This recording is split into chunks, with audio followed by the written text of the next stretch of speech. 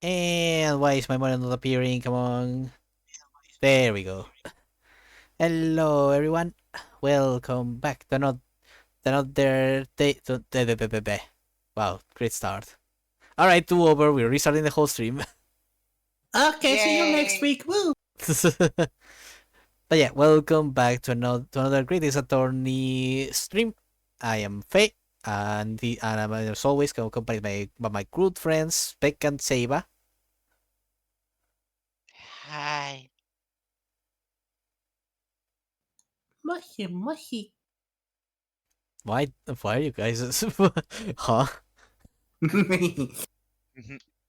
You guys confuse me sometimes. You're silly. But as I was saying, Great Ace Tourney, being a long time. Jesus Christ, has it been a long time? Ah, Yes. this game is just cursed. I think it keeps getting interrupted by this or that. But last time we left it at after pushing a lot against Trevor on his, his the usual witness bullshit of this never happened actually, this is totally a lie, and then half an hour of us just going nuh-uh while throwing different objects at his face.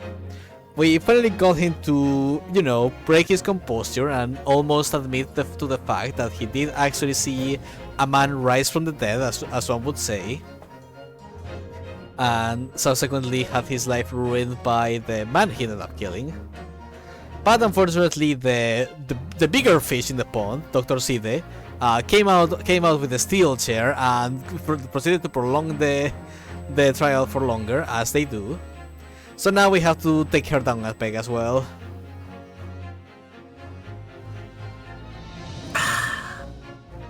Great addition, God. Saber. Everything's a fucking mess in this trial house.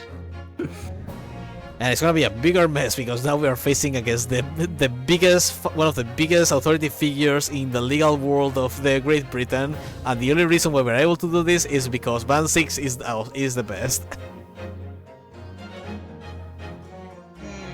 And he's like, I am the law, I am the darkness, I am the Band 6.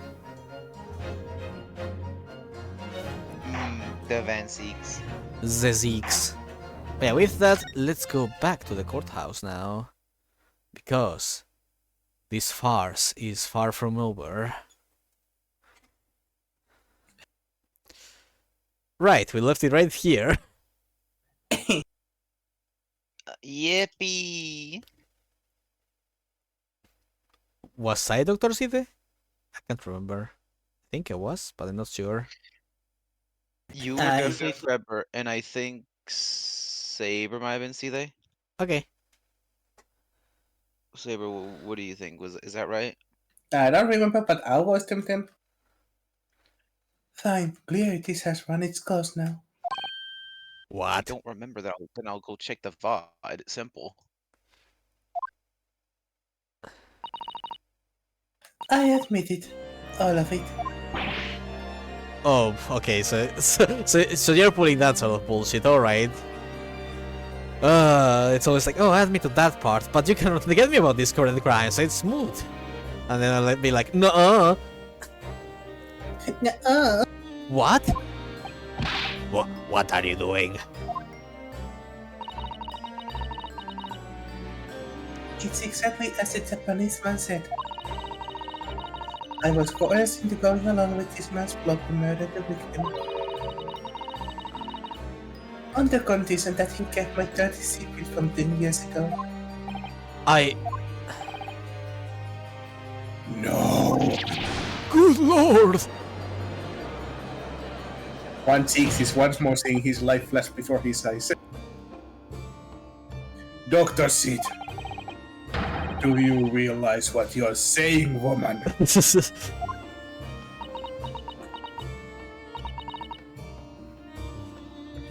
It's all true. That day, Oops, I had the mouse. when I arrived at the Crystal Tower and saw the bird gates, my heart nearly stopped beating. Huh?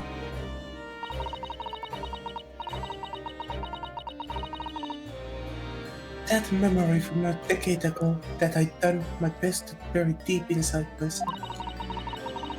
It was the professor again, staring me in the face. And then, before I had a chance to react, I noticed something. The letter which we found the written part in the body. There was a note tucked inside the model's jacket.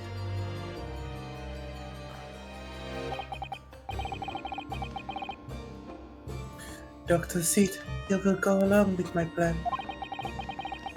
From someone who knows the truth about what really happened that night, 10 years ago. 10 years ago.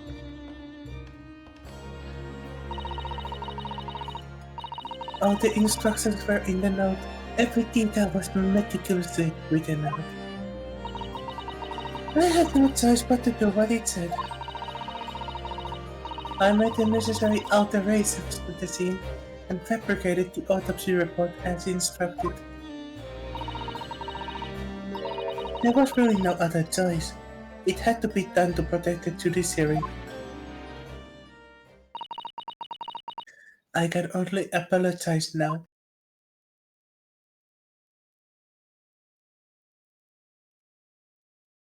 Well, damn.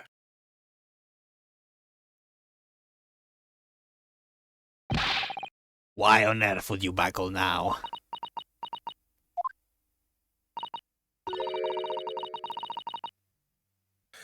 Well, there's no point in trying to hide it anymore, is there? I would have done anything to stop it coming out, even collaborate in a murder. But the great lie about that execution 10 years ago has been exposed. Whatever happens, I'm finished. So then, Mr. Drebber, what do you say to that? Your accomplice has admitted everything.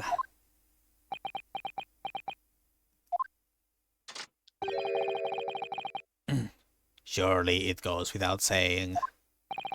Admit your part in it too, then? I admit nothing at all. Ah, so I was wrong on my assessment, but the Dr. Siden was the one to buckle down, but he is still going strong. Good point. This is one tenacious man, alright. Oh.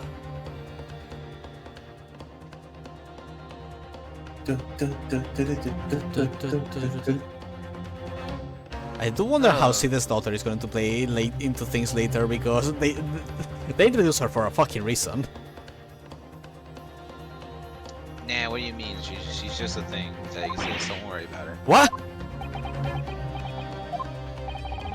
Have you forgotten that the Kinesis machine was ripped to shreds by an explosion? Short of me admitting to a crime, there's really no possible way for you to prove I did anything wrong. No! God damn this stupid legal system! Order! Order! Order! Whatever this man says, I admit everything. He threatened to expose my secret, so I went along with his plan. And Lord Van Seeds? Yes. I hope you accept my apologies. What happens next is in your hands, of course. He Carl balls into the end. I've heard more than enough now. I hereby present the final findings of this court. This trial is not the proper forum in which to pursue the alleged wrongdoings of Mr. Drebber. The defendant is Professor Albert Hairbrain.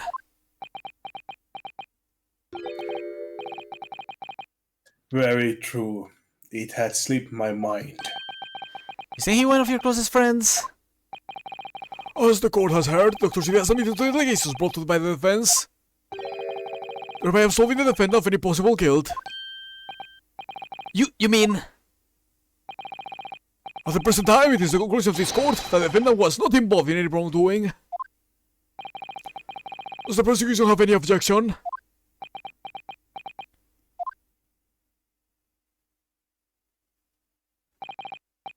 None, my lord. Congratulations, Mr. Naruto. You've proven Professor Hairbrain's innocence. Yippee! Without further ado then, adjudication. Unless the prosecution or defense have any other matters to discuss.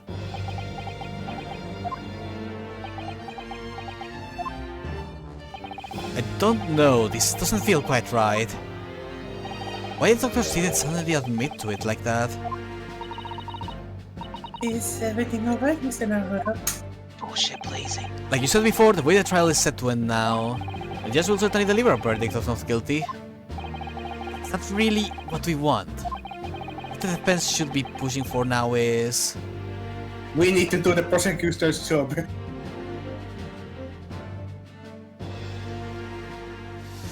I mean... It's the Naruto family, they're not gonna be... they're stubborn motherfuckers until the end. The most stubborn motherfuckers. The defense objects to the trial ending at this time, my lord. I beg your pardon? We demand one final testimony. What?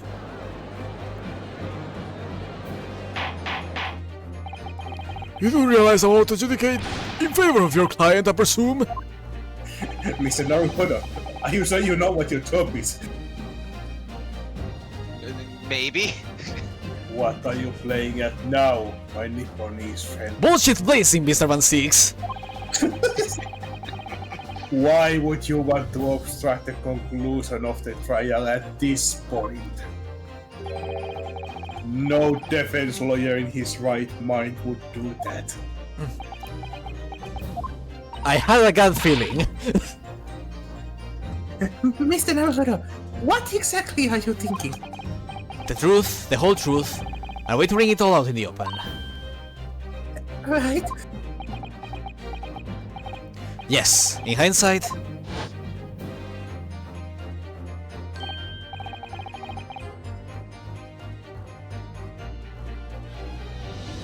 Sholmes. I know, I'm just processing information. Ah, it's one word of warning before I go. Yes, I only get to speak if I'm in a flashback, by the way. If the course of the trial this afternoon, you perceive even a shadow of doubt about the truth, don't let it out of your sight. Pursue like a dog of a bone. Always so weirdly insightful at times, Mr. Sholmes. It's a really nice bone.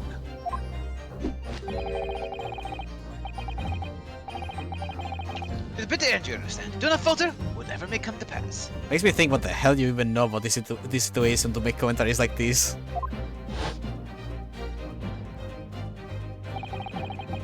As Mr. Sholmes knew, must have deduced that this would happen. Yes, I'm here in court to advocate for my client. I'll secure an acquittal.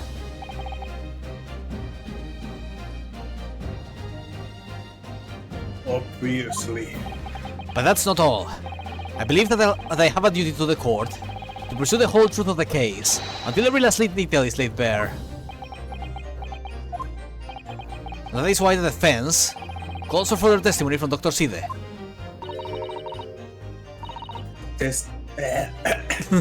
Help me, I need water. Grab your water. Testimony from me about what? But the nature of your collaboration with Mr. Enoch Trevor.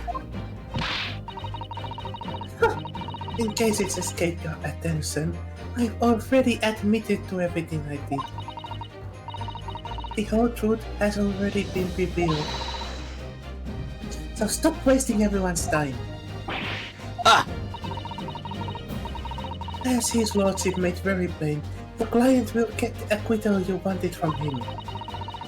There's simply no point in protecting this business further with another tedious cross-examination. Objection! My eye! Pray forgive my careless handling of that hallowed bottle. I sleep. Oh my god, I'm bleeding out right here, mate. I'm fucking dead! That's what you call it? What is your objection, Lord 16? The prosecution also calls for supplementary testimony from the witness. Don't be stupid. If there is more to this case than has yet to come to light, then I will join my learned friend in pursuing the facts until the bitter end. You what? Lord 16? This is most irregular to say the least. However, as the prosecution also calls for it, I will uphold the request. Dr. Shide, you will testify to the court, explain the full extent of your involvement in the murder apparently committed by Mr. Drebber. Very well. Oh lord, here we go. Oh Lord and Lou. It all began at the scene when I saw the waxwork and the note tucked inside its jacket. The actual body of the victim, as indicated in the note's instructions, was beneath the experimentation stage. The body had to be arranged in certain ways to implicate the defendant, which was my job. I enlisted the help of the entire forensic investigation team to dress the scene appropriately. The truth about that execution 10 years ago is a state secret of the highest level. I had to protect it.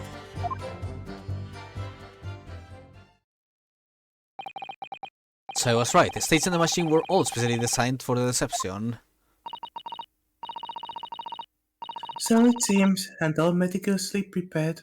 You did well to see through it.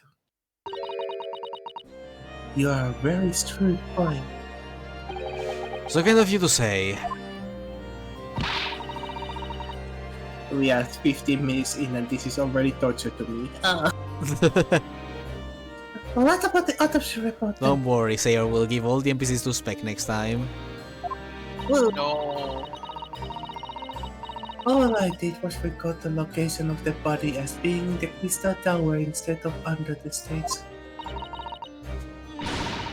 That's all? That's a terrible corruption!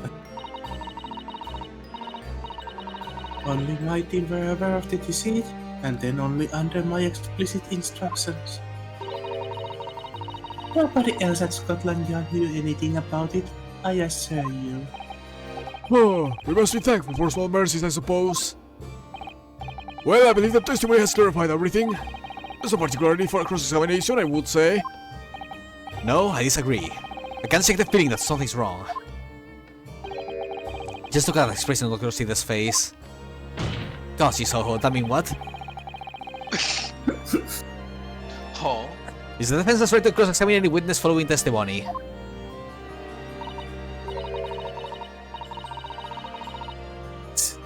What is it about you Japanese that makes you all so doggedly persistent? It's called bullshit blazing. Oh, my heart is blazing. Very well, if you use the Sire Council, proceed with cross-examination. Yes, my lord.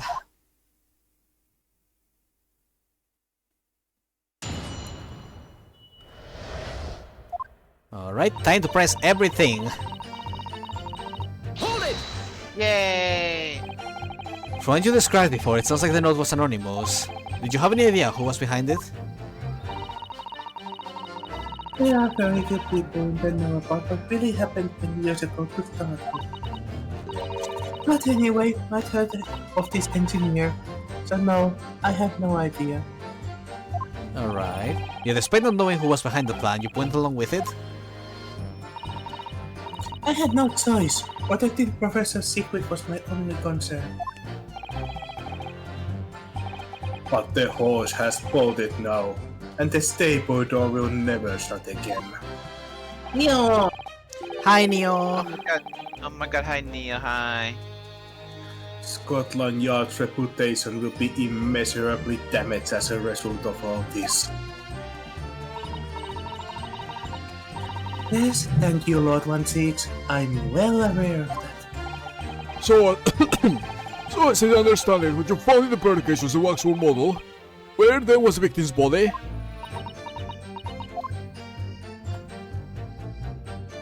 It was thrown into the basement! Hold it! So you knew about the special construction of the stage used to carry out the trick then? It was quite obvious what had happened with the victim and the waxwork. And you switched the two over, didn't you? In other words, you recorded the victim's body as having been discovered in the crystal tower and the waxwork? I wrapped it and sent it by carriage to the specified address at the specified time. And why were you giving such directions? Presumably, so it could be recovered by Trevor and returned to Madame Taspel's. Yet for some reason Trevor kept the head. Such a weird thing. Like, I feel like maybe part of the Trevor's plan was also about breaking open the cage from the Doctor's waxwork. And when that didn't work, he tried to open it up in his own studio. Like that's like that feels like the only thing that could make sense for this whole, like, that whole little loose end. Not really easy to think about overall, though. With this situation, is a lot of it's kind of hard to tell. I think, like, yeah, I think that part of the truth we're missing is about that waxwork, since we are still missing, like, both the photograph played in the camera as well as the whole thing with the head being in Trevor's studio instead of being returned with the body.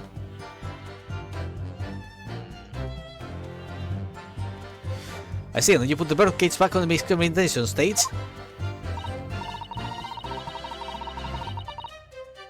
Yes, now though someone obviously made a mistake about which cage should go where. I don't know how Taspels is technically in the witness stand, but she's just not available for the hold it. She's just sitting there on the sideline eating popcorn. Basically. I thought I made it perfectly clear to the team, but still. I suppose you were focused on the victim's body, that being a more important detail. Sus. Hold it! When you say arranged, I presume you mean with this. Yes, the instructions in the engineer's note said something along the lines of fabricate some evidence to make it clear that Hairbrain alone could have killed us. So, you mean that's what you're doing? I fetched Hairbrain's ridiculous screwdriver from the streets. How dare you! That screwdriver is one of my most loyal friends, ma'am, I'm glad you know. You need some better friends. Damn. But you need to be better at your job. And took it with me, alone, to the abyss under the stage where the bird gets had fallen. Alone, Doctor?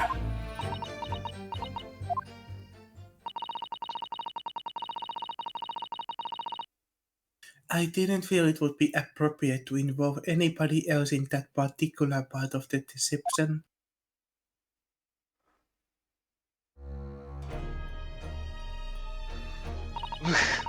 Look at him there. There was a void under the stage where I found the birdcage lying in the dirt.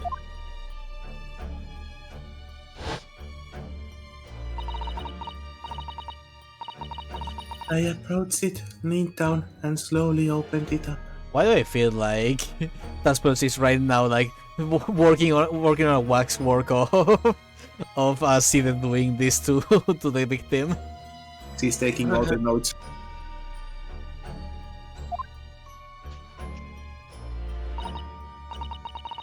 Then I took the screwdriver in both hands and plunged it into the man's chest. That's fucking metal.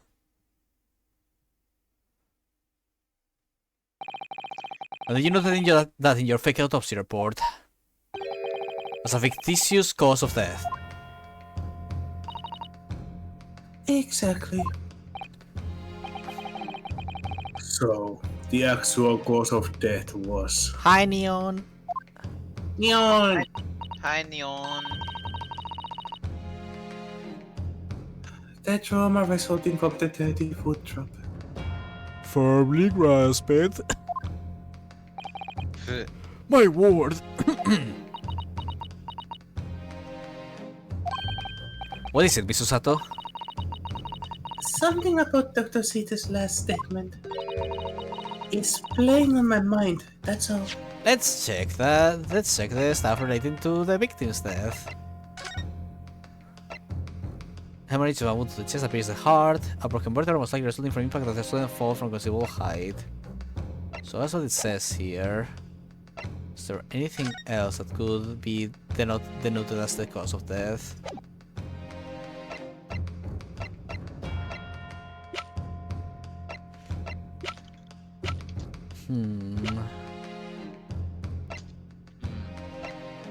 Doesn't seem like we have anything on blame side at least. So the thing that she was talking about was The cause of death. She was like, the cause of death was the 30-foot drop. Well, let's see what else Susato has to say. Yes, mine too. Dr. Sinde! There's really no need to shout. I can hear you perfectly well. The defense calls for you to add what you just said to the formal testimony. Which part? What I want her to supplement her testimony with is... Well, Can I see? What can you wanna see? Can I see the photographs again? We have this stab wound on the chest. We And what did he say the cause of death of his was? History. Yup. So, I faced Harry Rains the accused to diver from the stage and took it with me alone to the base under the stage where the barricades had fallen. They went on the stage where I found the barricades lying in the dirt, brought it down, slowly opened it up, then I took the screwdriver in both hands and plunged it into the man's chest. And the actual death was a trauma resulting from the 30-foot drop. So she's saying that there was trauma from the drop that killed him. Yeah, which is indicated here as the broken vertebra from the impact. Okay, can I look at the injury again on the photo? There's the injury on the chest.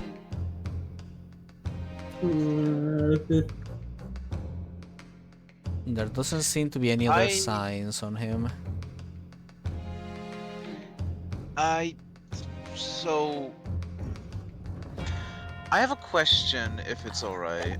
It might seem silly. I might be fucking dumb, but Hit me up. Just look at the blood on his wound. I have a question. If he's lying down, would the blood drip down that way?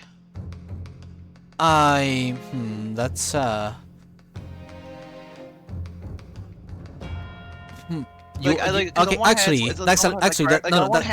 a. Can I speak? Sorry. Yeah, sorry. That's a good point, but for a whole different other reason. If he had been dead for several minutes now, there's no way the wound would have bled like that. Because my only thought is like, okay, yeah, like maybe you have gravity of his like body maybe would pull it down, but like there's so much cloth that like it would absorb around is what my thought was. Like it wouldn't drip down like that. Yeah, but no, but the main part is that his heart is not beating, so there's no, and he had been dead for at least several minutes by that point. So there's no way that there would have been this much blood. If there was that much blood, it would mean the stabbing would have occurred far closer to his actual moment of death than him falling to his death and then being stabbed post. Indeed. Now the question is, which of these do we have? What she did to the victim, I think? Sure, well, let's try with that. Also, hope you feel better soon, Neo. Oh, okay, Neil. I'm sorry to hear that you don't feel good. Oh, You stopped Mr. Asman in the chest, that part. see you, Neo. Bye. Fine, if that's what you want, but there's really no need to point. Point. The prosecution conquers. She's like, I just said don't point. Are these men fucking with me? Oh, okay. I'll quickly be right. I'm gonna check my chicken and stuff.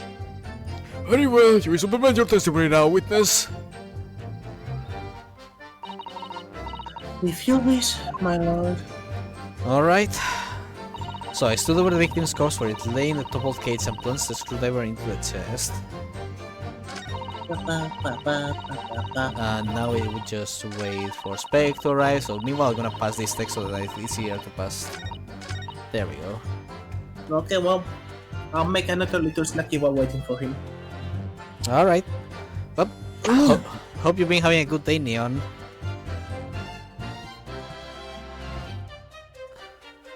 I've just been busy with work. It's been such a pain. Can't wait to be free finally.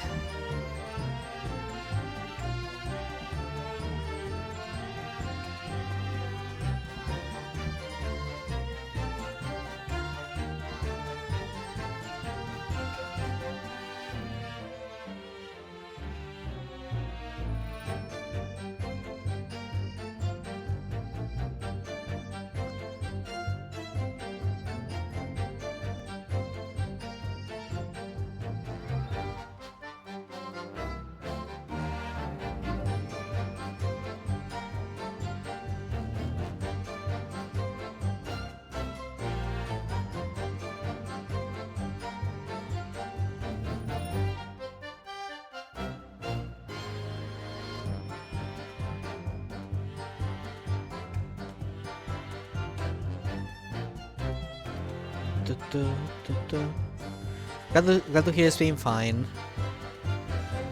I'm just a tired being. Just really want to to be done with stuff soon, so I can focus on working on the RPG stuff for you guys. I need to give a palatro by going back to Vampire Survivor. It's like Axel just changing one track for the other. God.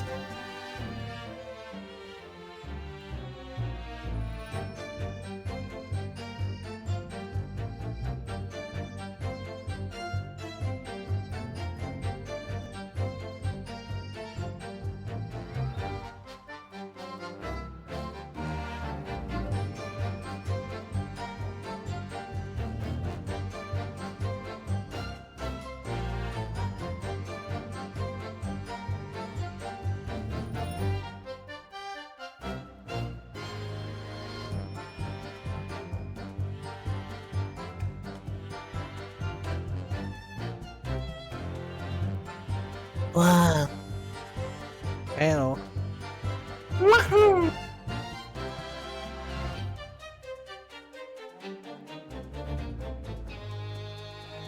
Apparently the Castlevania is added 80 characters to Vampire Survivor. Jesus Christ almighty. That's so many characters.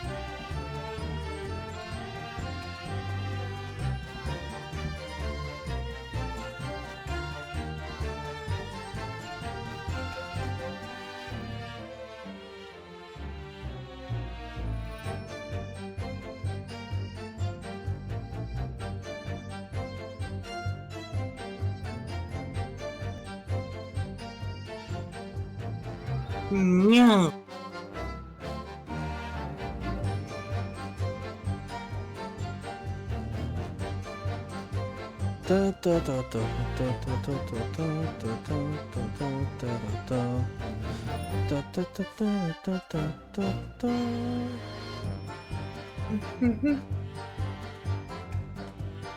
Baba, baba.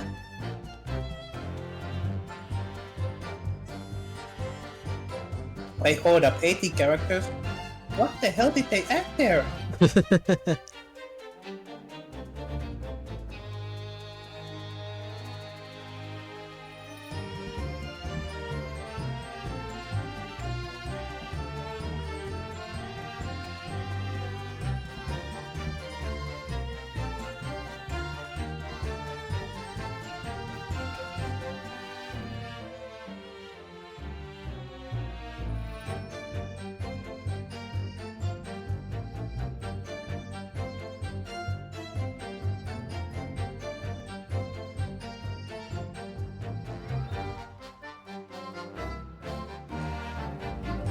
Do-do, do-do, do-do, do-do-do.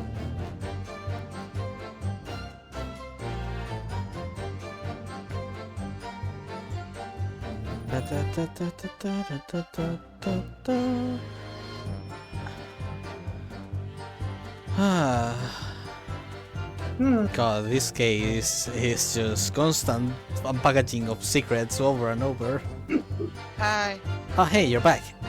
Alright, let's see if this testimony gives us anything.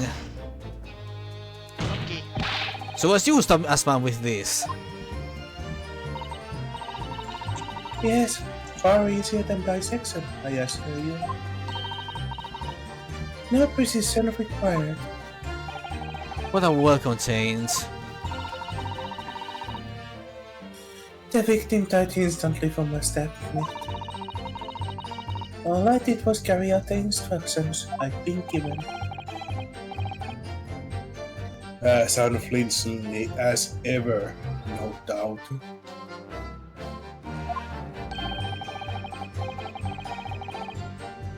I imagine you didn't bat an eyelid when you threw the weapon into his body.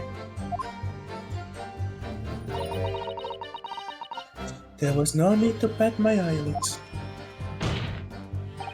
What else did you do to twist the facts? Remember the core, why don't you? If you wish.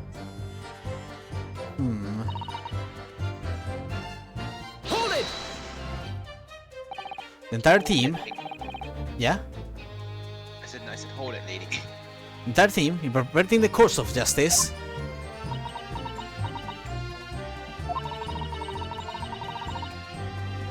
My team consists of the very best investigators there are. I demand loyalty from all members. We operate as a code of chivalry of sorts. You eighth-handed abbot and murderer commit perjury and dare to talk of chivalry. It was a matter of priorities. What? Nothing was more important than protecting the secret of the professor. My team did what was necessary without losing sight of the primary goal. I considered their conduct exemplary. Ugh. Don't concede to the point, Mr. Naruto. You mustn't let her win. I need a lawyer.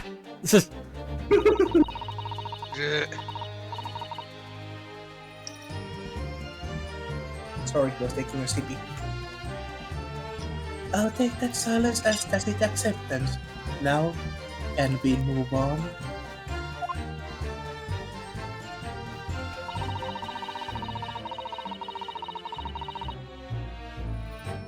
Hold it.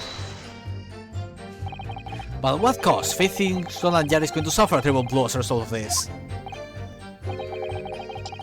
And your precious secret is out now anyway.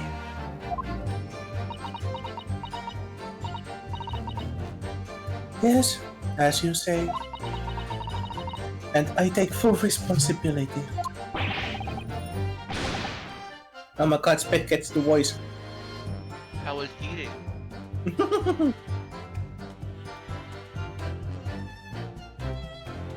me a moment.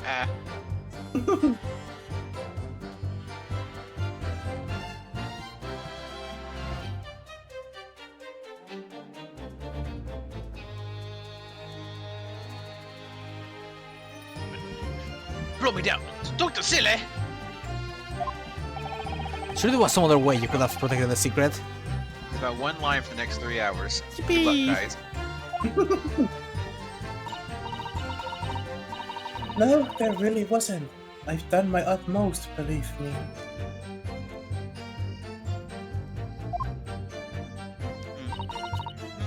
In many ways, I respect your determination. He nearly froze up on there close there as he said that. I don't believe she was being genuine though, Mr. Naruto.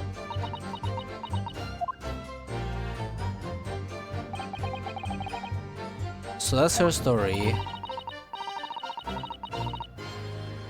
She's admitted to everything and revealed her full involvement in the crime.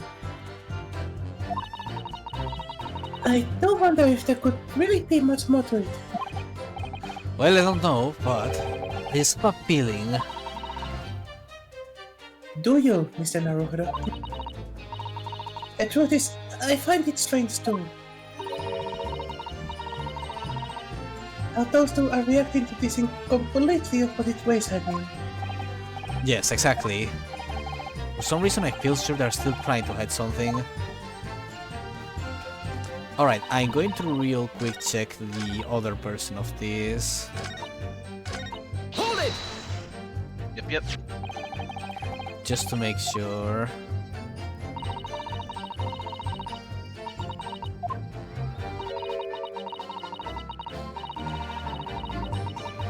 I wish I could skip this text. No skipping for you. Now that I've seen it once. And all that.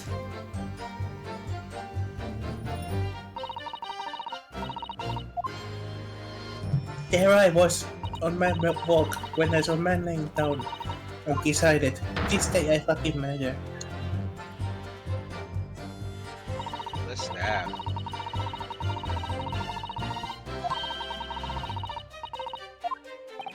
It's a slightly different version of the text, that's why I can skip it.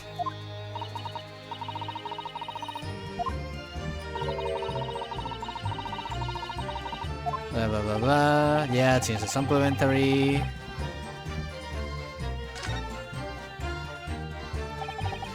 Like, see what you said before about the real cause of death. Really, that may be significant, so could you change your supplementary statement to explain that instead?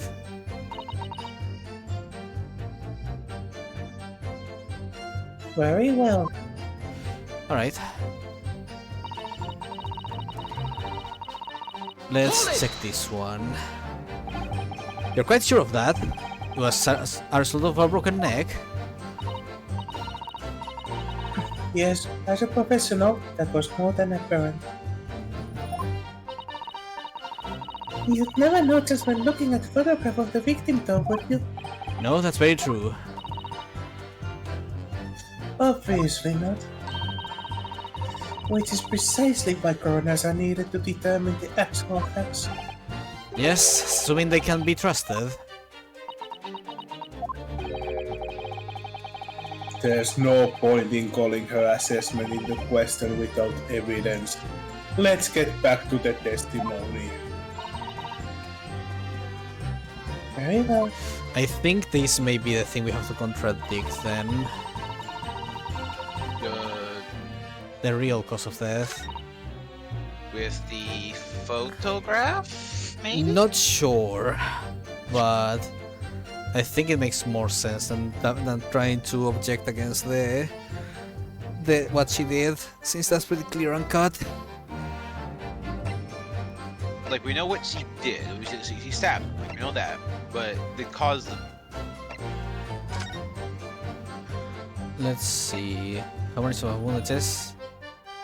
Here's the heart. Remember, if you guys are unsure, you can always ask me. Like, I'm pretty sure the truth is that, you know, there couldn't be a hemorrhage if he was already dead. But I'm not sure if the game, you know, it thinks the facts the same way as I do. Because maybe I'm missing like some information, or maybe I'm just not supposed to think about that, or I don't know. I'm not a forensic, so I could be wrong, but I'm pretty sure that after a few minutes of being completely dead, the man wouldn't actually bleed out in such a way. I guess I think it depends, because the bleeding out part I'm not entirely sure about. Again, my brain went straight to the direction of blood, but the fact there is like a good amount of blood is still kind of off, because it depends entirely on the in-betweens of the fall and the found. So, There's also the fact that the wooden birdcage is broken on the bottom, although oh right, but that's because they didn't change the birdcage for the one that the guy was using, right? That's what they said. Let's see. Camera, broken glass, no. Wax forehead. The killer's autopsy report.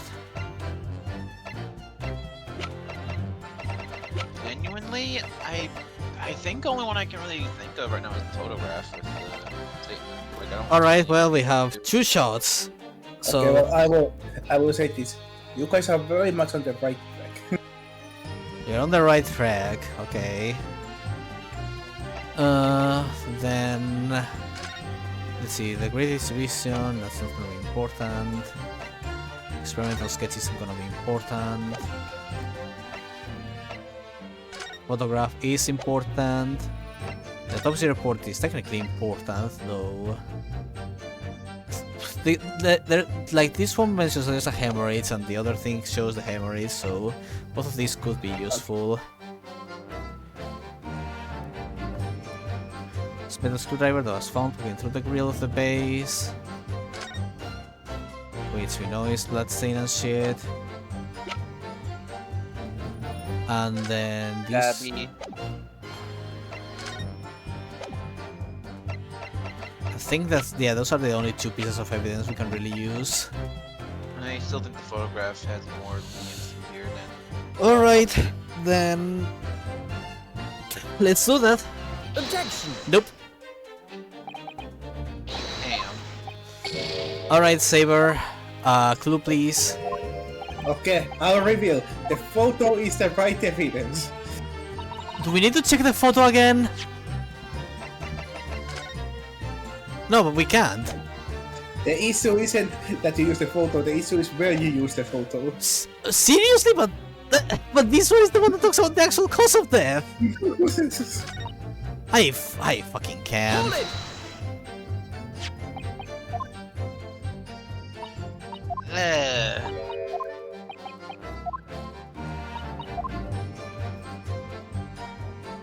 This game is fucking stupid.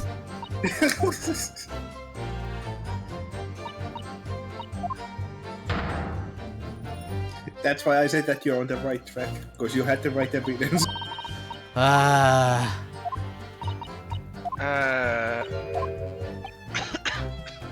Have her change it.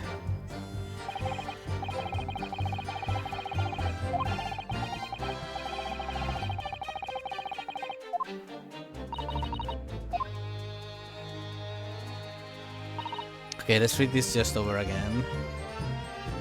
Hold it! So assume, yes, finish the discussion or resistance required, while welcome change. Lifting that instantly from snap that it was carry.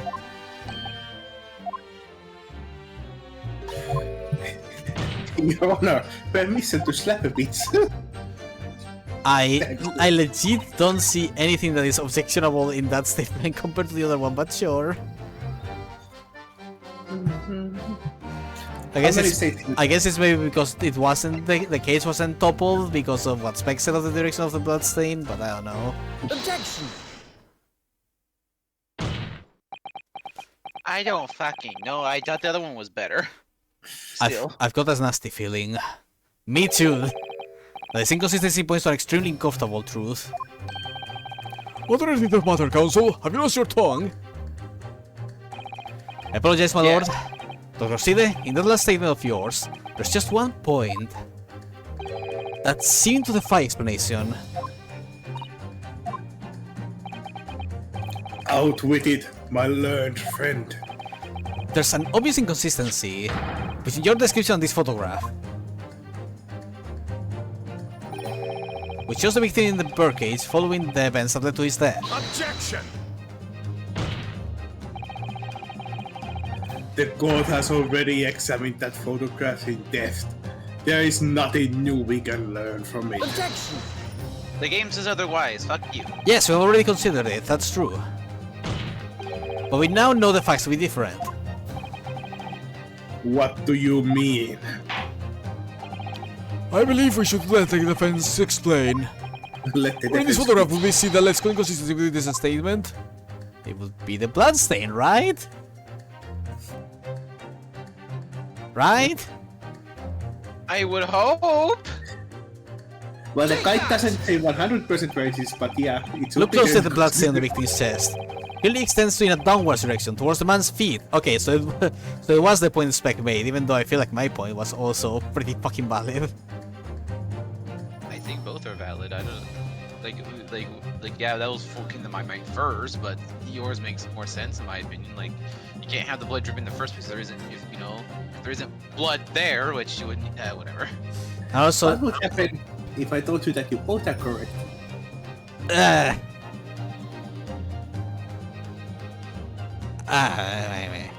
I'm just mad because it doesn't make sense that you would contradict the fact that.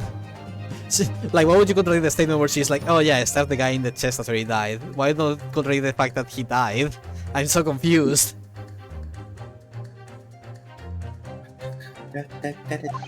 Shrug. How is that significant, Council? Yes, please tell us. If it was stop moments before the kinesis when she was set in motion, that's entirely expected. Oh! Of course, no, that's not what happened. Exactly, my lord. Lucida made it very clear in her testimony just now, the point at which she stole Professor Hairbrain's screwdriver and stabbed the victim. Really? That's why? Fuck you. Was after the Grand Deception was set in motion, when the birdcage has fallen below the stage out of sight, even though that was already established in a different statement than the one I'm contradicting right now. But fuck it.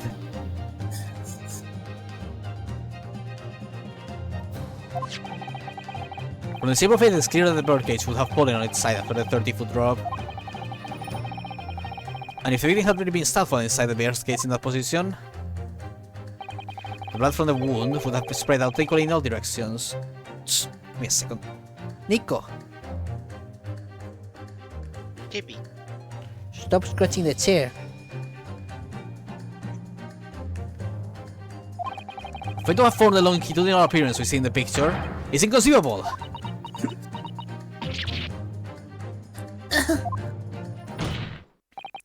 Given that the victim's blood seeped vertically downwards from the wound, it must be the case that when you stabbed Mr. Asman, he was standing up. In short, Dr. Side, your witness testimony was not a fabrication. Hi, Nico. He's clinging to my arm, to the arm of my chair, just looking at me. No. I knew it. I was right. To identify that contradiction, there's only one way to explain the facts. We've all been under a great misapprehension here. What? What sort of misapprehension? That word. Misapprehension. Dr. Side? You claim you were coerced into helping Mr. Drebber as a result of the note he left in the waxwork. You claim that you made changes to the scene of the crime to implicate the defendant. And you claim that you authored a fake autopsy report to cover your tracks. But one of those claims is an out-and-out lie. Because the question of what the bloodstain really tells us has only one possible answer. If that is the case, what is it, man?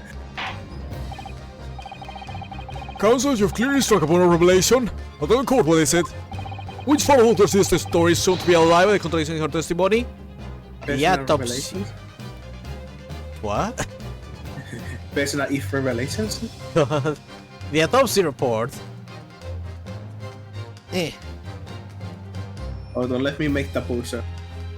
I'm pretty sure it's the report, since, she knows perfectly well that the guy actually died from her stab wound.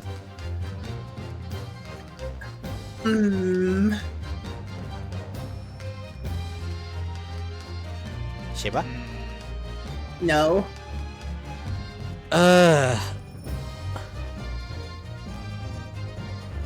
great.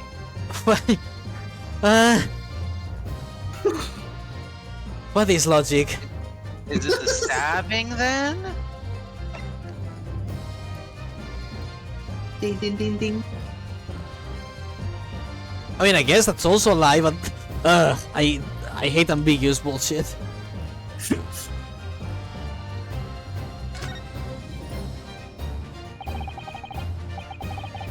And it's very simple if you consider the sequence of events.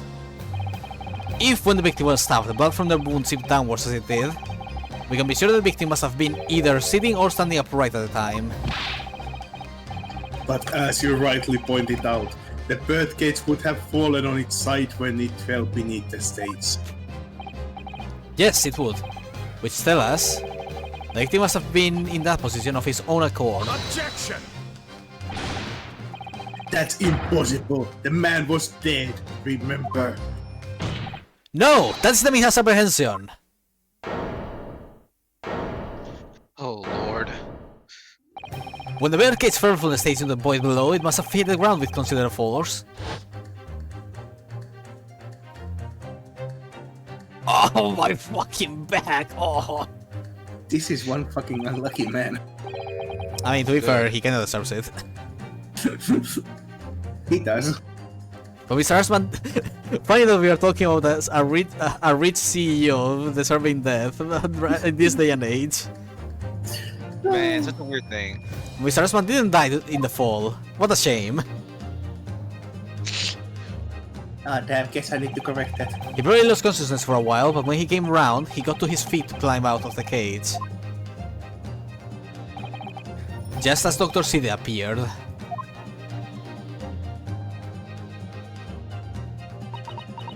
Danganronpa position. Oh. If the victim was in fact alive at the point in time, it changes everything. This will change everything. Your fate and mine.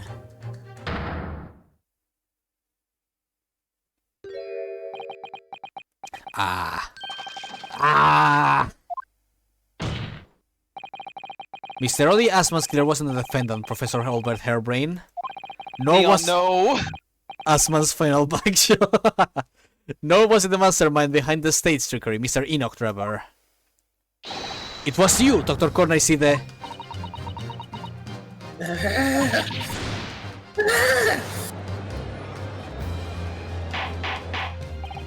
Order! Order! Order! Can this possibly be true? Have you been taking me for a fool? It was you, was it? You killed him. Ah, so you didn't know? Well, yeah, that's why he was denying everything, because he was still because he was technically innocent. Well, he thought he was the culprit, so he wanted to defend his ass. While she was the actual culprit, so she wanted to get the trial over with quickly, so she wouldn't get suspected. These two numbskulls, I fucking swear. They fought with each other at the same time. Well, you know what they say, you know, different, whatever. You hope that by admitting to being an accomplice in Mr. Trevor's scheme, the trial would end, before you were accused of a far worse crime. Cold-blooded murder. Oh, do shut up! You're so desperate now, you're making all this up, as if I would do something Objection! like that. I tell you, the defense is not desperate, Doctor. That one objection from the first chapter is finally paying off. Yippee! Mr. Naruhodo has established the facts using evidence and logic alone. After a few mishaps, but still. Huh, logic, don't make me laugh. Sadly, your logic has a gaping hole in it. What? What do you mean? I'd have thought it was obvious. A motive, boy. You're lacking a motive. What possible reason would I have to kill Mr. Osman? Osman was involved in any number of criminal activities, from coercion to theft to murder. But there is no known connection to Dr. Side there. Ah! Oh, I'm really relieved to say it does seem somewhat far-fetched. True, there's no obvious motive, but there's still something in the back of my mind. Feels sure I've seen something somewhere that hints as to why the coroner might have done this. So do you remember when we played this game last time, 3 months ago? No. Well, I mean, we have a few things. We have, let's see. The head of the professor is still fucking bugging me. So okay, so in this situation, we're picking exactly what? We are choosing what could point to Dr. Sida's motive. You can ask first, and I'll tell you if it's correct or not. You're gonna have we to only give me have some one left. time. The lost cat, damn, poor thing. Crossbow, experimental sketch. No. Obviously, Mr. Ashman kidnapped her cat. Oh god. No. It's obviously because he was British. Okay. British. Oh no. Hatsune Miku does not associate with the British.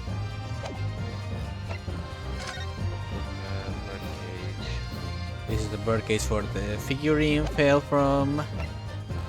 The camera. Piece of broken glass, the science trophy.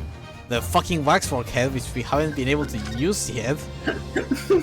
I don't entirely know if that's right either right now or not. It's kind of like, I'm not sure. The killer's autopsy report.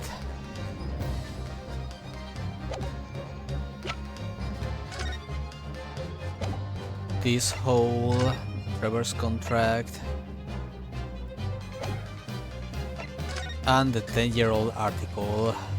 Actually, let's make it more interesting. I won't tell you if it's right or wrong. Damn. I feel sure I've seen something somewhere that hints at why the programmer may have done this. Yes, I might have tampered with the crime scene and concocted a fake report. But murdering someone for no reason is a very different story. Objection! Sorry, I just Obviously, the motive was Andrew the screwdriver. He was jealous of the bridge you have their ring. No, when you question what possible reason you could have for wanting to kill Mr. Assman, something did come to mind. What? What was it, Council? Let in the court at once. Yes, we saw it yesterday, didn't we? Something that seems strange, but we had no reason to suspect it at the time. Ryanosuke, yesterday was a long time ago. So speaking of just explains what was wanted to kill Mr. Assman.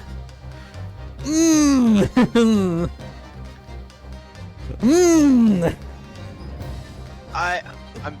Let's not jump to conclusions. Hey, wait, this one doesn't have a life penalty. Well, just because it does. I don't. Also, it's Saber, bot, Yeah, I saw it. Twitch had one for remove the icons for stuff that, so I had to rewrite them. Well, I mean, it can't be the screwdriver. And I Can which be. which by this game's logic at this point, that means by default it's somehow the scalpels, right? and I don't think it would just be the random scalpels. I don't trust this game's logic at this point, Faye. No, because it's like it wasn't like important evidence. At least I don't think so.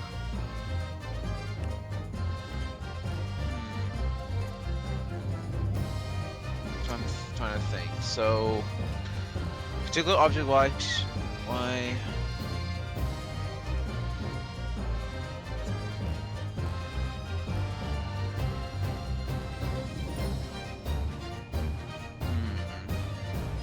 I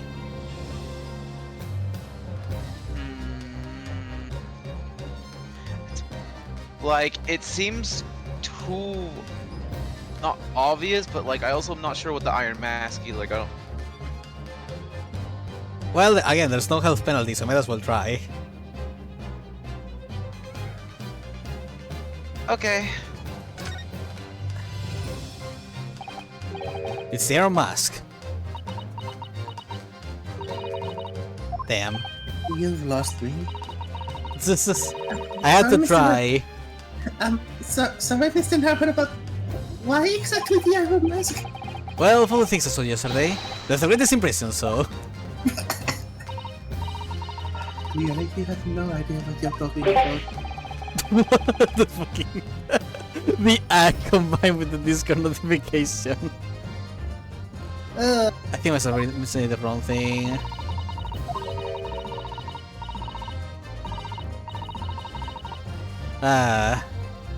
Boo, that's boring. Anyways. What my colleague meant to say was the scalpels. Perhaps that makes a little more sense to me. God damn it, now. Ah, of course. I'm sorry, but the scalpels were literally something I checked once, and then they weren't even in the court record. I don't know how the game expected me to remember, you know, that stuff, but bleh. I'll be honest, I don't fucking know. My logic was literally just, well, the game has weird logic right now. If you say scalpels, Don't worry, I'm just as lost. It would appear that they would have struck a chord, Doctor. Come on, out with it! Like, I remember we were checking through her shit and we found some weird shit, but I can't remember how it related to scalpels. I actually remember, but I cannot say anything since I have the guide. It was yesterday, when we visited your laboratory. Like, I remember there was... Okay. Right, there was like an absurdly huge order of scalpels, I remember now. Yeah. God. Oh, is scalpels a fucking like? No, it's not. Isn't like not literal scalpels? Is it like just a word used for something else then? Maybe. No, it's No. Oh, okay. Then what? Then what are the scalpels important for then? I don't know, but they apparently... I mean, this was something that was very importantly brought attention to since she appeared right after we checked this book. And we're like, why is she ordering so many fucking scalpels? Well, she's ordering so many scalpels. Then that means Counting ledger, record of forensic investigation being spending. What is it? It's here that the team purchased various equipment and supplies on a monthly basis, but one entry seems rather strange. In what way? 500 scalpels every fucking month. is. I think the entry itself is still technically false. I think. Maybe? 500 scalpels a month? At first I wondered what on earth you could be using that many scalpels for. But actually, I realize now it's not the scalpels themselves that are significant. The money for them. It's appearing every month from the department's accounts.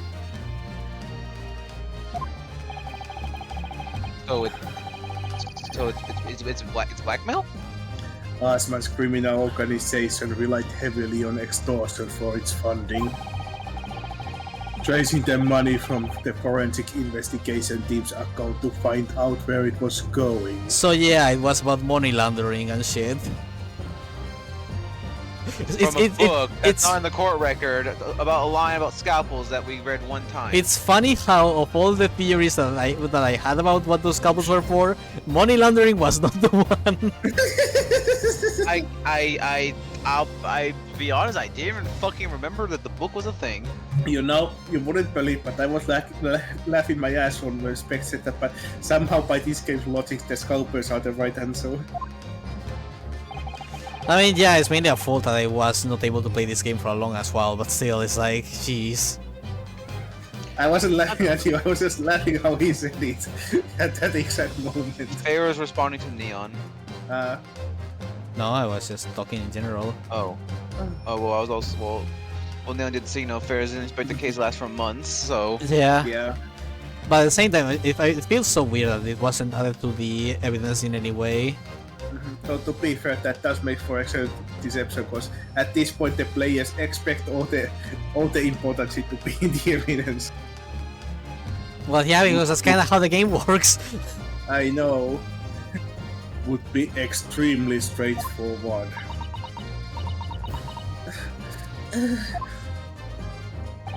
10 years ago, when Mr. Asman was still a journalist and wrote this article on Mr. Brewer, may well have stumbled upon information as he was researching the story. Information related to Dr. Sid's darkest secret that he would use to rack money from her for the next decade. Her darkest secret? Good lord, you mean? I don't know what happened on the night of that execution 10 years ago. Giving you the opportunity to read your stuff of that menace was too tempting to pass up. But I was just trying to bring up is that I like how they are playing with what the players expect, but I feel like they should have done this in the first trial so that... I just feel like there wasn't enough information to draw a connection between Asman and Side. Like at all. Yeah. Like, yeah, like they connected Asman to Drebber through the journalist stuff, which technically could connect him to Side, and Side did spend a lot of money, which could technically connect her to Asman, but those things just don't really align together in any way. Whatever. It is what it is. So in I the guess. end, it doesn't even matter, were you? You weren't coerced at all, were you? You did entirely of your own free will. You stabbed Mr. Asman in the heart with all your might. To silence the blackmailer who knew your dark secret forever.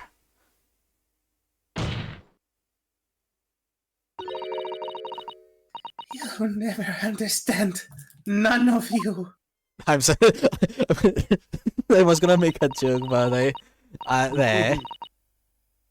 I do understand the case, but good God, it's such a good case filled with such weird messes in the middle. Like, I somehow feel like Asman secretly being the professor would have been a more coherent twist than this. What we've had to keep covered up all these long years.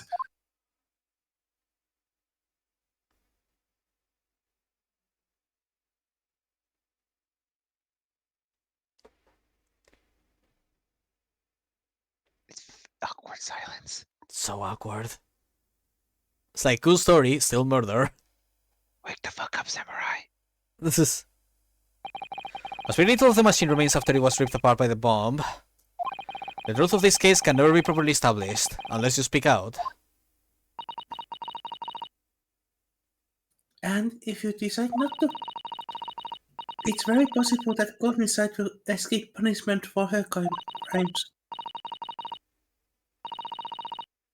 Please, sir, own up to what you've done and tell the court the truth about what happened. Now we're talking to the character that really matters here, this poor man.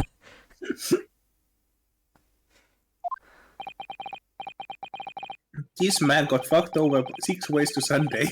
And all because this one lady fucked up her autopsy report and then proceeded to make it everyone else's problem. Lord. 10 years ago, you told the truth. And you were robbed of a bright and successful future as a result. Like, this guy literally did nothing wrong before that. Like, literally was just an earnest student trying to just do his best to fulfill his studies in the absolute horrible capitalistic landscape of Victorian Britain. And then the world just says, you know what? Now you're a criminal. Fuck you. Like, good God. And it's like, oh, but he was robbing grapes, and it's like, honestly, I don't fucking care. The blame lays mainly on the actual universities that have enabled that to happen in the first place. You know, maybe they wouldn't have to fucking rob the graves if you made sure that they have at least enough to survive. Exactly. So fuck you. Ay, caramba.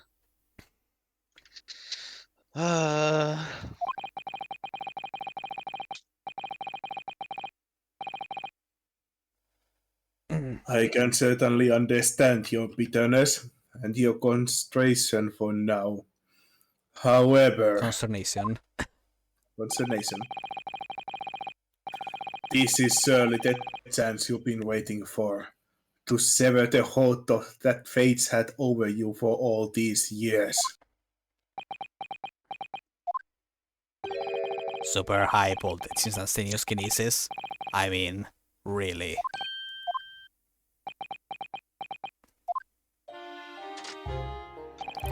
It's the adult brain mock scientists that are the worst, you know. They don't recognize the fact that they don't have talent. They can't even get that right. And so they end up chasing impossible dreams, having unbridled faith in their abilities. They go on and on about their wonderful hypotheses, their stupid eyes shining like a little child's. They make me sick! I can't abide their foolishness. Careful, Mr. Drebber. I was particularly pleased with the kinesis machine. It made for quite a show, didn't it? So you admit it. The video was nothing more than a sham made for the purpose of killing the victim? Yes, I admit it. I did it all in the name of revenge. Oh boy. Revenge for the future that Mr. Asman's article had deprived you of 10 years earlier. And also, you know, revenge for the fact that Dr. Side in the first place is you technically also took revenge on the two people that actually ruined your life, funnily enough. Ay, ay, ay. But the revenge you sought didn't stop at Asman, did it? Which is where that very particular waxwork comes in. Yes, I see. Yeah, he really wanted to get at everyone who had a hand in it.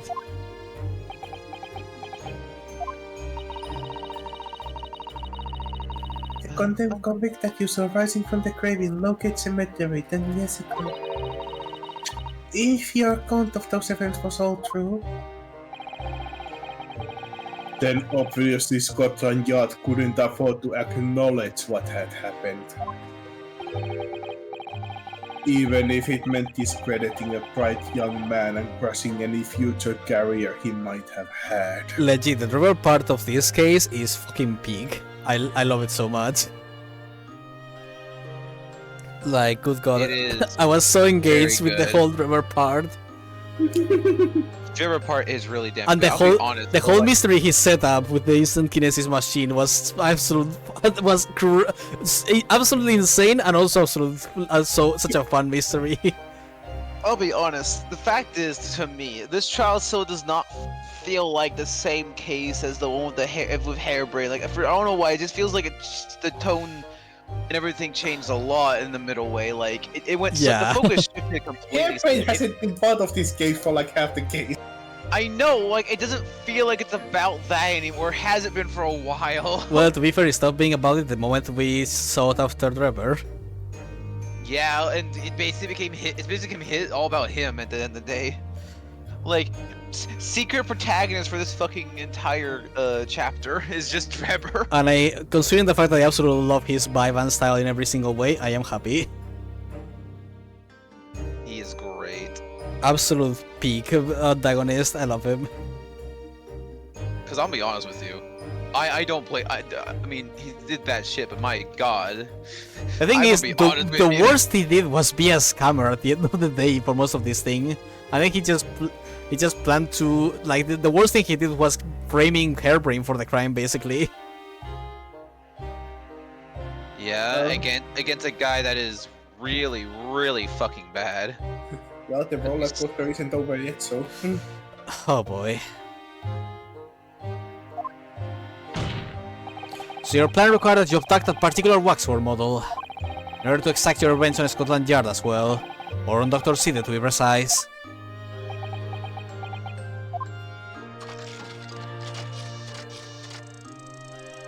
Oh god, they are looking at me Hello, again. Saber. No! It was a year ago. By some extraordinary twist of fate, Asman turned up at my workshop. I could have just shot him in the spot, but I decided it would be funnier what I had in mind.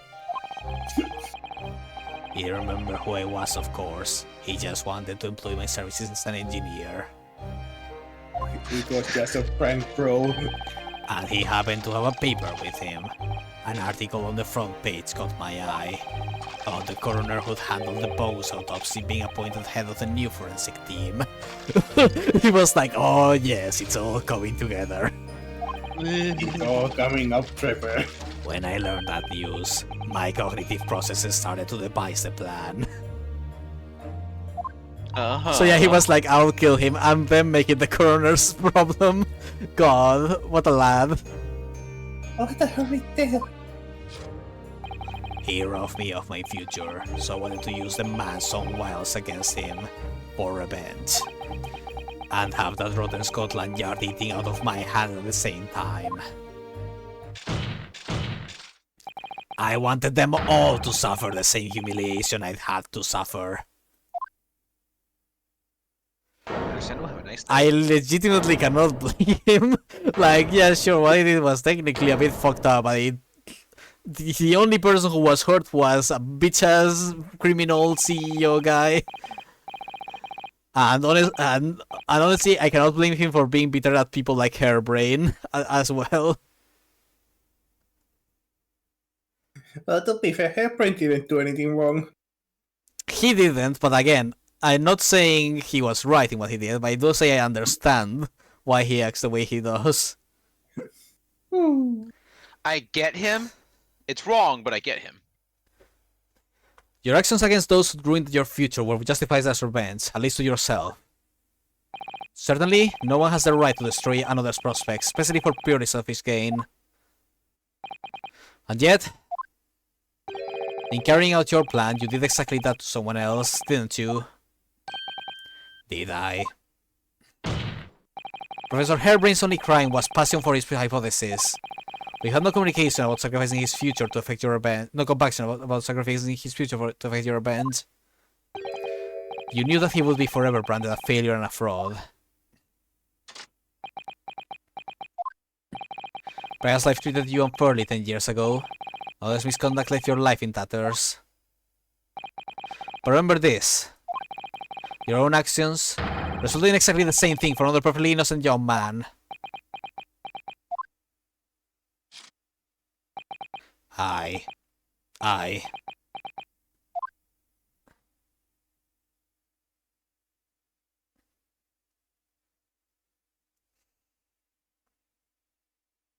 What a case. What a case, chat. Very good, chat. Very good. Lower than 6 out of Dr. Side. An immediate warrant for her arrest has been granted, and she's been remanded in custody, my lord. I'm sure the Lord Chief of Justice is gonna have a lot of things to say about this. Oh God. Mr. Naruto, what the fuck?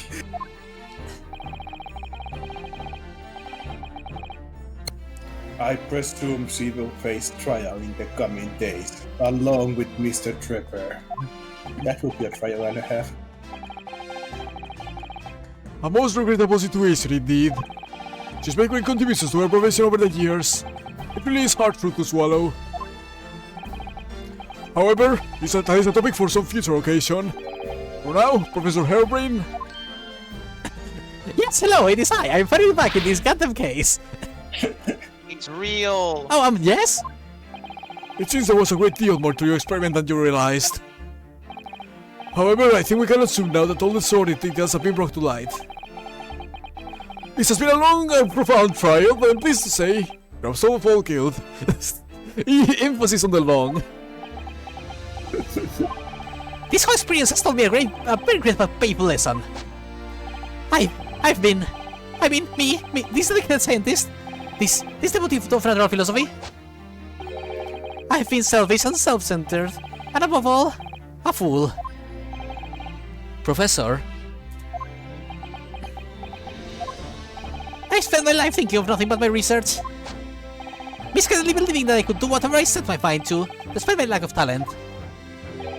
And the worst of it is, in the process I've caused others pain and misery. Others who are far, far greater people than I. No, Professor, that's not true. What?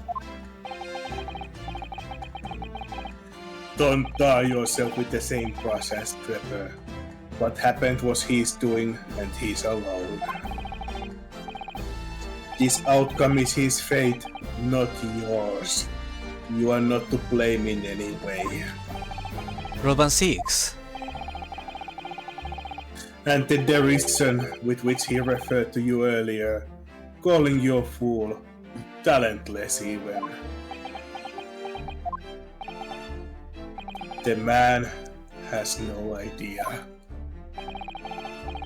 To believe in yourself and work your fingers to the bone to realize your dreams, that's laudable, not laughable. No one has the right to deride another for such choices. Well said, my dude. My guy is speaking bass. What the fuck? My man is spitting straight facts. Oh. Thank you, Baroque. So, ladies and gentlemen of the jury, Yes, my lord. this court's explanation you find the defendant not guilty of the charge of which he stands accused. I reason there are no objections. None from me, my lord. Nah, we all find him guilty. Fuck him. Fuck in particular. Certainly not. So it's really made me think, but this is the right decision. It's all being proven methodically and rigorously. I have no misgivings whatsoever. Was I the corn child? Yeah, you were a corn child. Yes. Oh, what's that? It's doing easy? Oh, it's over? I don't know what's become of the all these days. I'll organize the place. Bless you, old man. Very well. In that case, I hereby pronounce the defendant not guilty. Woo! Let the confetti fly! Fireworks! Let's go! Oh, oh, go! My top head's on fire!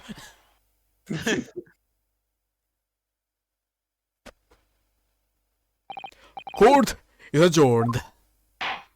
Get the fuck out of this room. Who pays for all these fireworks? I don't know. The taxpayers. The queen? I don't know. It's Chober. That was some trial. It feels like it's taken months. that is definitely the best way to describe it, Ryonosuke. That was some fucking trial. I wish I had the laughing emoji. Oh my fucking god. Well, guys, that was certainly the trial of all time, huh? More twists and turns than a goddamn plate of spaghetti. Man, that was some trial. I will never think of that trial again. Oh boy, good God Almighty. It was such a long trial, it was so complex with so many layers. And now the fun part is, now we get to deal with whatever post-trial bullshit we get to experience. And we get to deal with the consequences of our actions. You know, this feels odd to say, but that might have been somehow the greatest third case trial ever. Yeah, no, that is definitely the best third case trial in the entire series. By a mile. I don't know whether that's a good or a bad thing. It has messy aspects in parts, but overall, that was really enjoyable. Yeah.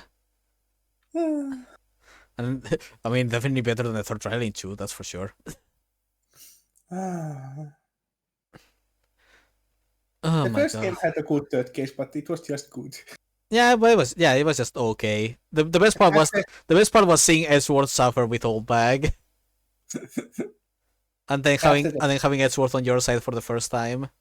After the first game, it was all downhill. Well, the third case of the third game was also okay, but although it was definitely more of a meme fest than anything. I don't even remember about Justice's third case. Let's see. I do. We had the first tutorial case. We had the one with the guy with the noodles. We had the one. What was the third one? Furio. No, I'm talking about we were talking about Apollo Justice. Yeah. Oh wait, you're right. That wasn't there. Furio is third case. See, I had so forgotten about Justice's third case that I thought another game from another game was its case. Was it the concert or was that fourth? I think that was the fourth case. No, no, because the fourth case was the one with the you know what, the you know who. Uh-huh. I think the fourth case is the friends you made along the way. No, the third case was definitely the concert, I think. Oh yeah, you would be right. And then Dual Destiny's third case was Let me think also. I remember the second case because I actually liked the second the case. second case was fucking dope. I know, right? Yeah, Apollo only has 4 cases, though technically the 4th case is divided into 2 cases. Uh-huh. But yeah, no, like Dual Destinies, the second case was definitely memorable. Holy shit. Caw. Go, go, go. Oh yeah, the third case was the school. Oh, yeah, that one was also really good. It was really good. But I would say Dual Destinies probably has the second best case behind this one then. I actually can't decide between it and the first game, actually, because both of them are really good. Yeah, but the me. first game was a bit more basic. Yeah, I know, but it's nostalgic to me, so... It's what was the nostalgic, spirit- but I definitely prefer Dual Destinies. I'm trying to think, what was the Spirit of Justice third case? I didn't play Spirit of Justice, but I'm pretty sure that was the the one with the repeat offender. Ah, the play. Our funny words speaking mysterious ways, so the spec doesn't know what we're talking about. I'm just here existing. Hi guys. But anyways, hey, the old lady defenders on the chamber. Professor, what a splendid outcome, isn't it?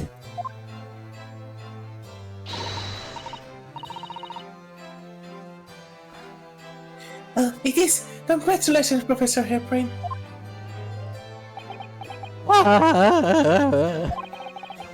Mr. Naruhodo, Miss Susato, I am truly beside myself with gratitude. How can I ever thank you enough? I'm just letting it's all being cleared up. That you realize you were just caught up in a bad situation. Right now, you know, if I had the research grant money, I'd give the whole lot to you, every penny. Well, that's very kind, but I'm just a student, so...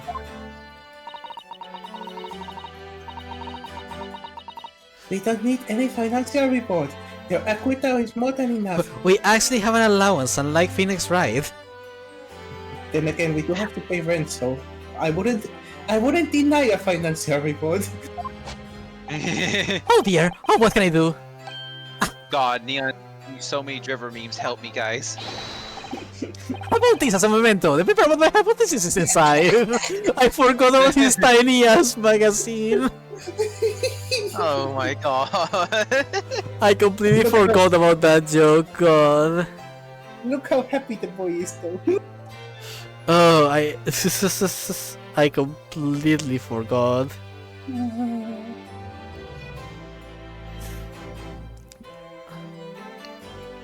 Lord have mercy. Let me check real quick the neon messages. How long does someone have to be dead before it's considered archaeology instead of grave robbing?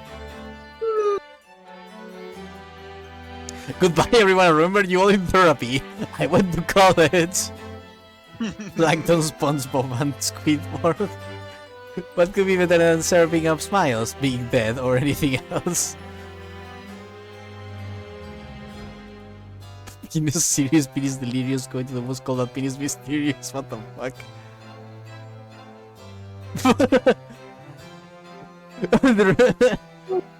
the criminal gang. Why are there so many memes of the first 3 criminals in the game?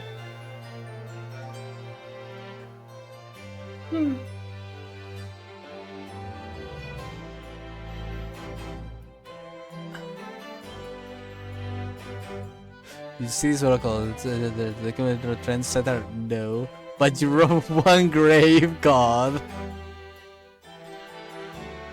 Oh my god. Trevor has a quick bodyguard for task spells. Amazing.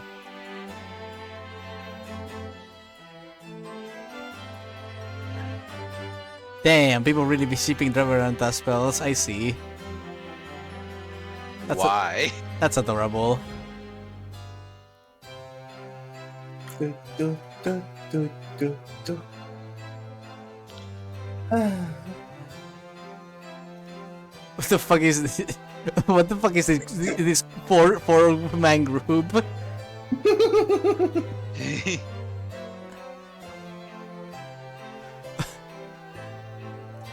Why is people making a whole sitcom of Taspel's Trevor, Side, and her daughter? What the hell? I don't know, but I oddly approve. He's so into you guys now. Nice. Yeah, that's what I was commenting on.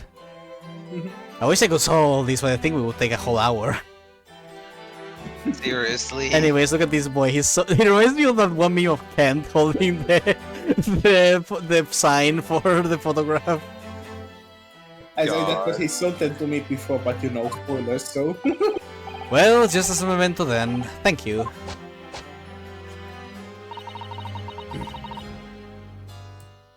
I've been wondering, Professor. What are you going to do now? Guess it's off to a new hypothesis. Oh my, yes! What am I gonna do? My hypothesis on my grid machine, lying in ruins. But still, it's been too long since I was last in London, so perhaps I'll enjoy some sightseeing. I was exploring the Great Exhibition whilst I'm here too, and see if new space hits me. Oh yes, that's a wonderful idea. I can't allow that. Hi, 16, what's up? Lord 16, what are you doing here? I like how this music just follows him everywhere. there's just like a random orchestra following him everywhere. just like how Gant carries his organ everywhere. Baroque! I'm sorry you had to go through that, Albert. Oh, well, if I'm honest, it was terrifying. You were like a great demon behind your vents there, snarling down on your prey.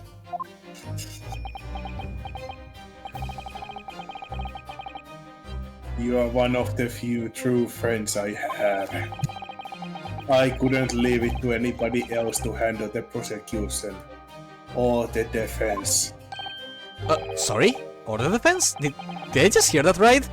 Oh my god, Naruhodo, you're getting acknowledged, good for you! He trusted you, I think. I'll be sure that you have my best interest at heart, don't worry. Wait, did Baroque actually request Naruhodo to be the defense? Apparently, Baroque actually wanted Naruhodo to be the defendant. Well, the defense. Ah yes, defendant Naruto. How about you show me around for a while I'm here in town? It's been a long time since we left the university, and we have a lot to catch up on.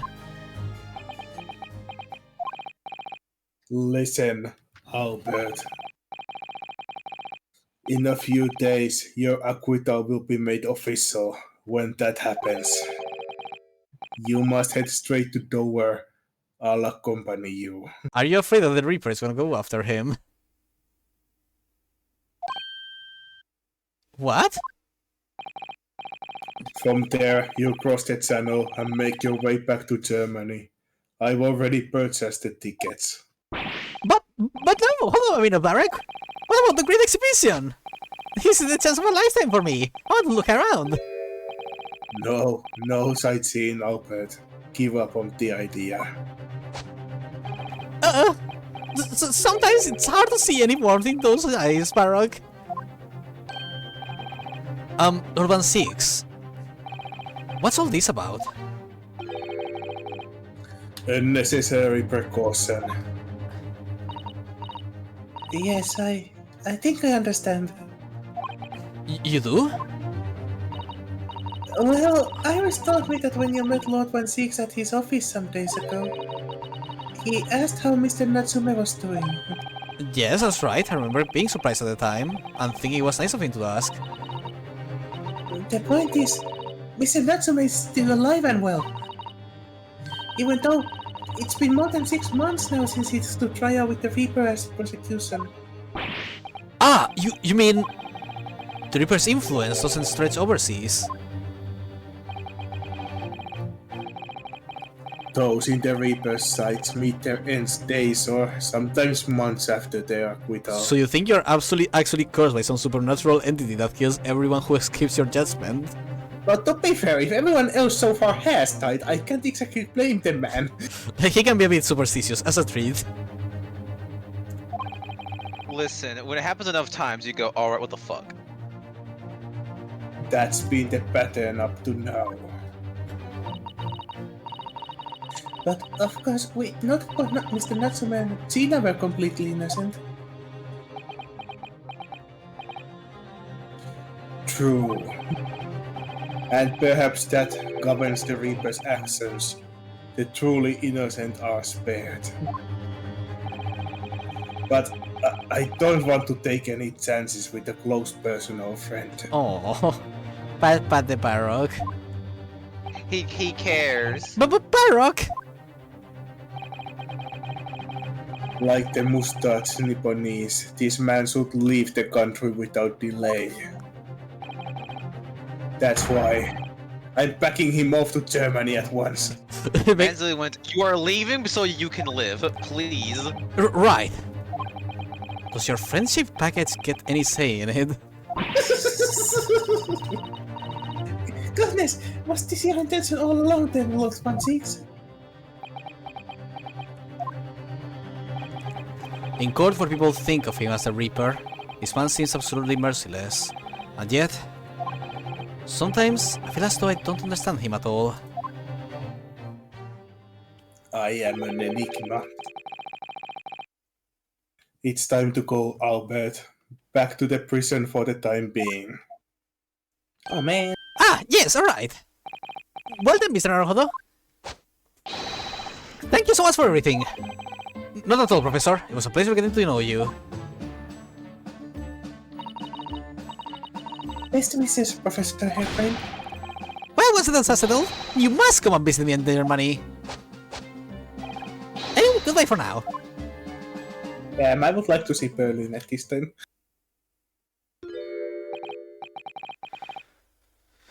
No. You okay? Yeah, no, I was just gonna make a comment like, I don't feel like going to Germany right now. It's probably pretty cold. Me. Yeah, you're Finnish. You don't care about that. I know. You're fucking immune. It's warmer in Germany than it's in here. Exactly. It's warmer anywhere that isn't fucking the poles than where you live. Co-resistant motherfucker. No, Canada is colder. We have the Gulf Stream at least. Now, my Nipponese friend. Oh, yes? I thought you'd gone too. We have matters to discuss. Can you spare me some time? Is this about your assistant, about your professor, about which of the many matters we have to discuss is this about? Yeah, Quite a few of them. You want to talk with me? I'll be waiting in the courtroom in 10 minutes. Push. Well, that was strange. For some reason, I didn't get that sense of impending doom as he walked away this time. There's a cool OST. Enigma, Barkman 6. What does he want to discuss, I wonder? Answer awaits in the courtroom, I suppose. Here goes then. Oh no! It's about payment. I know I released the report, so here's the 20. God. Alright. So, the Old Bailey courtroom. And there's the professor. Still chilling.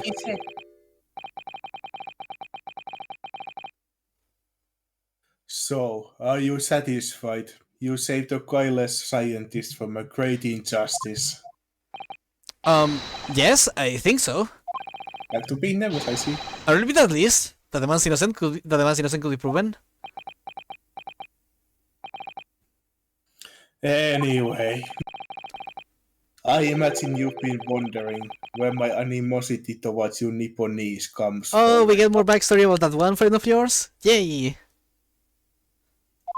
Backstory.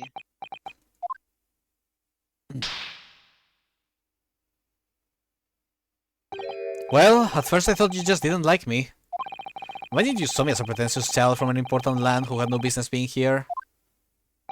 But now I think differently. You clearly know our ways, so So I would guess that some specific incident led to your thorough dislike of my race. You tell me what happened, please.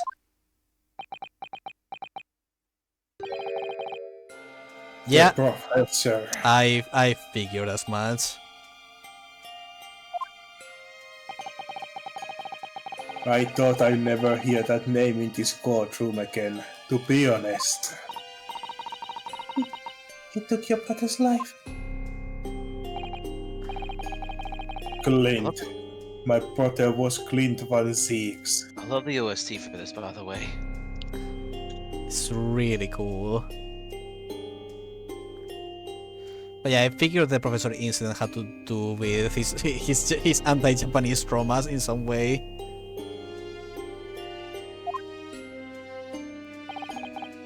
"16 years ago, when I was still just in my teens.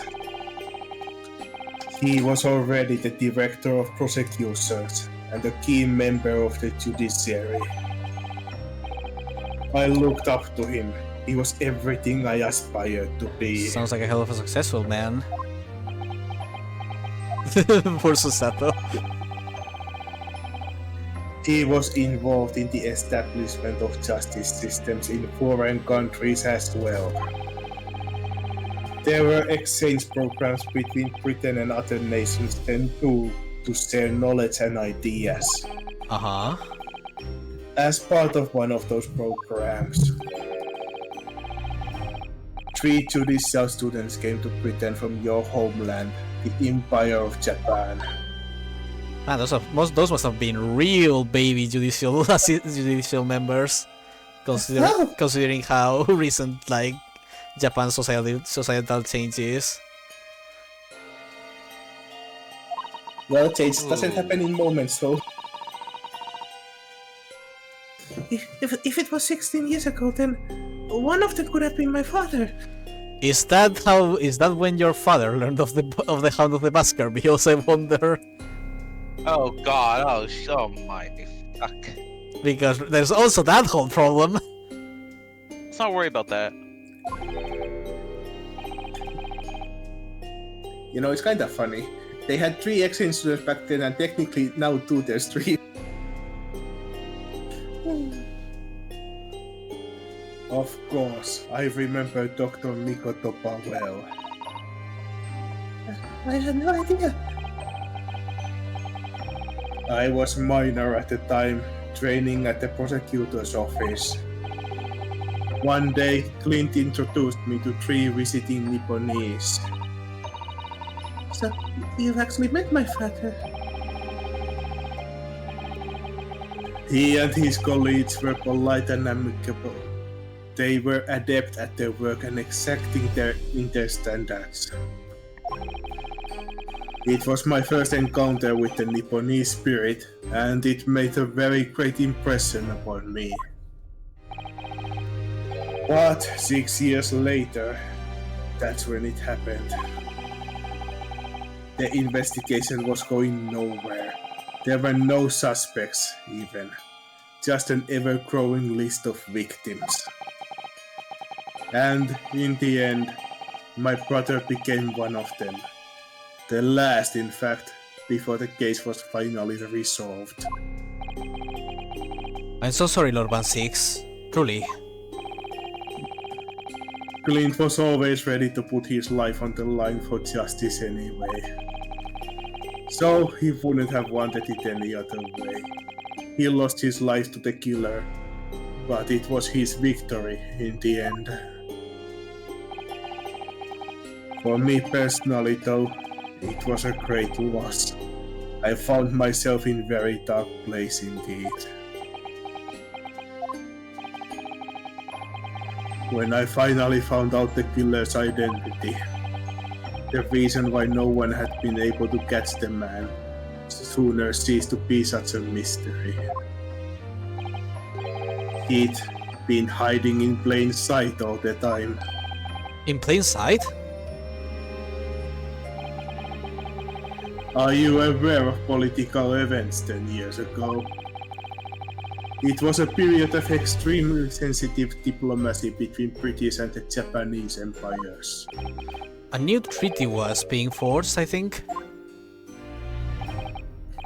Correct. The Anglo-Japanese Treaty of Friendship and Navigation was being concluded.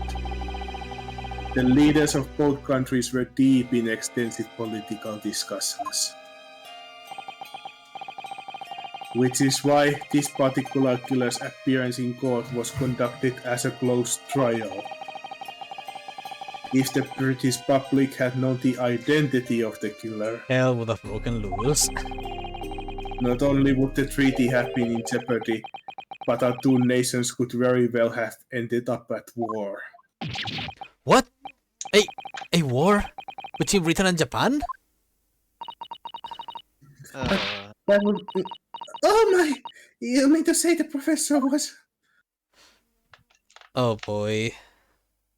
Yep, he is going to unlock the cage. When the trial reached its conclusion earlier, I thought to myself, yes, it's time. It's time to bury my past for all, once and for all. Woo! Sweet fuck. God, I barely get to hear his actual voice. He's so cool. I know. Time for you to come Sounds so cool. face to face with this hideous monster. Oh boy.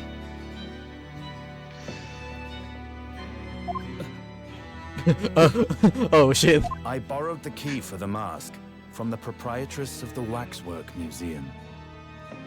Well, thanks, Madame Taspels. Thanks, So think for lady. yourselves now. Confirm it with your own eyes. The truth that's been hidden this past decade. Oh, sick.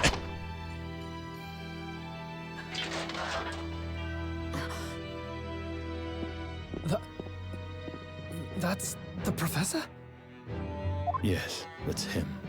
Until now, the thought never even crossed my mind. That the mass murderer, whose crimes shook Britain as never before,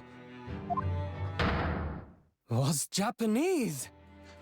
Oh boy. But I say that's some excellent background. Wait a minute. That face. I feel as though I've seen it somewhere. It's strangely familiar. Oh, I think this man recognizes it. My man's having a moment. Kazuma, you okay? You okay? Not Kazuma? Totally not Kazuma? Well, My man looks like a Persona character actual Persona character. Oh, I'm sorry. Can you repeat that for the class? ah, so Kazuma's dad is the professor. Are you about to awaken your fucking Persona to this knowledge? I'm 'Cause, I actually won't gonna blame awaken you. a Persona at this point, I feel. Holy shit. Oh. So, That, huh. Is that why So is that why they put the amnesia Kazuma with 1-6? That's kind of a dick move. So, your dad's a mass murderer. That's kind of that's a rough pill to swallow. Your father is a mass murderer. Can we talk about his eyes, by the way, while he has this fucking mask? Oh, was that why he wanted to go to Britain then, to find out what happened to his father? Oh, sweet fuck. Was that the real secret behind his trip all along? Also, look at his outfit. My man, if he isn't a fucking prosecutor soon, I won't believe shit. He actually looks like Edgeworth more and more. Well, he was a Band 6 student, so... Yeah, no, but he's also getting closer and closer to actually looking like Edgeworth, considering that he's the Edgeworth look-alike in the first place. Considering what we know about 1-6, I bet he paid for the outfit. Probably. Bro, he want his little counterpart in the reverse colors. Well, yeah, that's a pretty way to recover your memory, Kazuma. No, my pupil, you must look impeccable. Oh, Lord. Persona. What? Father? It's like, what the fuck?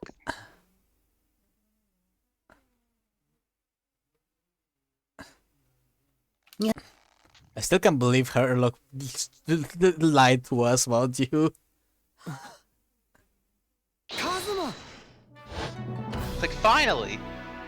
Look at that legend. My best friend, Fuck. Kazuma Asogi. After a whole year, He's finally back, his baby. memories returned. Fucking finally. Look at him. Stop- stop He's edging so up this cool. fucking- his hair got cooler. He got cooler somehow. He got his memories and the wind started blowing in. Literally. I remember. Look, the the wind. Kravat is flowing too. The wind actually started back up the moment he recovered himself. That's incredible. Alright, understood. Canon, he has power over wind.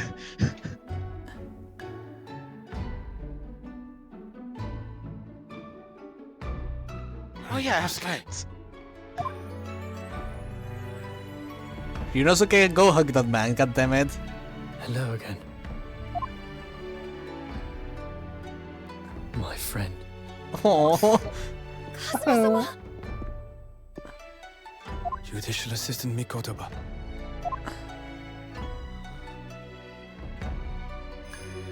What the fuck was I doing wearing So this? what the fuck was the... been a very long road. What was the Lord Chief of Justice's plan with this whole thing? Like, I have so many questions. Like, clearly he knew that Kazuma had arrived alive at Amnesiac to the coast and decided to assign him to Bansik for some reason in that getup. But why? And I'm still wondering about other things, you know, like the fucking end of the first game where it had a bunch of names. You know, what was that about too? Yeah, why was his name as long with like Gregson's and some other people's and also Wilson's name? What the hell is happening? We only I remember we only have 2 more chapters to understand everything. I think. Well, the very first part of this castle of cards is starting to fall down and it will be revealed. Probably Kazuma's motive for coming here and the whole plot behind why Van Six doesn't trust the Japanese and all that. So I guess the mystery behind we have 2 mysteries left. The mystery of the note and Wilson and the mystery of the Hound of the Baskervilles. Guessing the Hound will be the very last thing then. Oh boy. It's like this Hound thing is gonna be worse than the fucking professor then. Guiding my friend here when I could not. Oh, she was a great help. She was the best. She's our friend too. Friend though. It was an honor.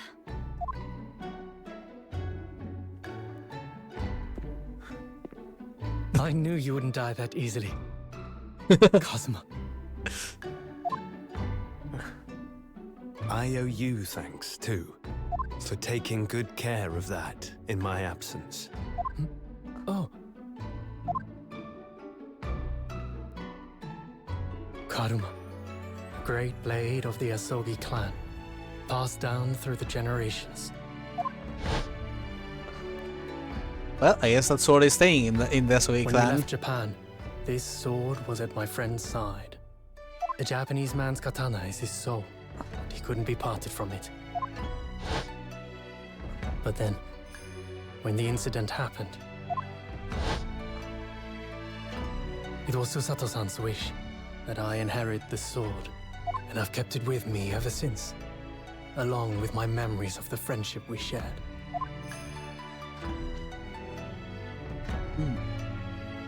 With this by my side, I always felt that you were watching over me somehow.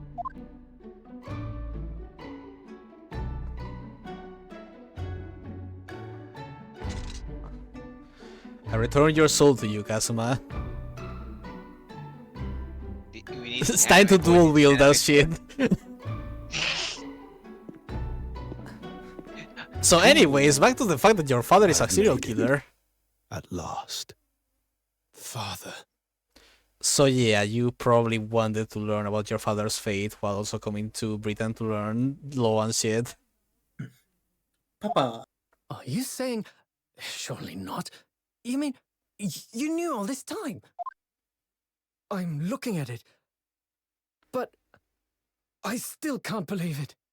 This mass murderer is Kazuma's father.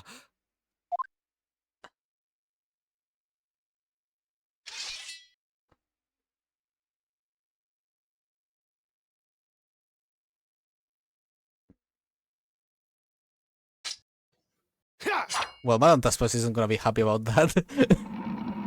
My money!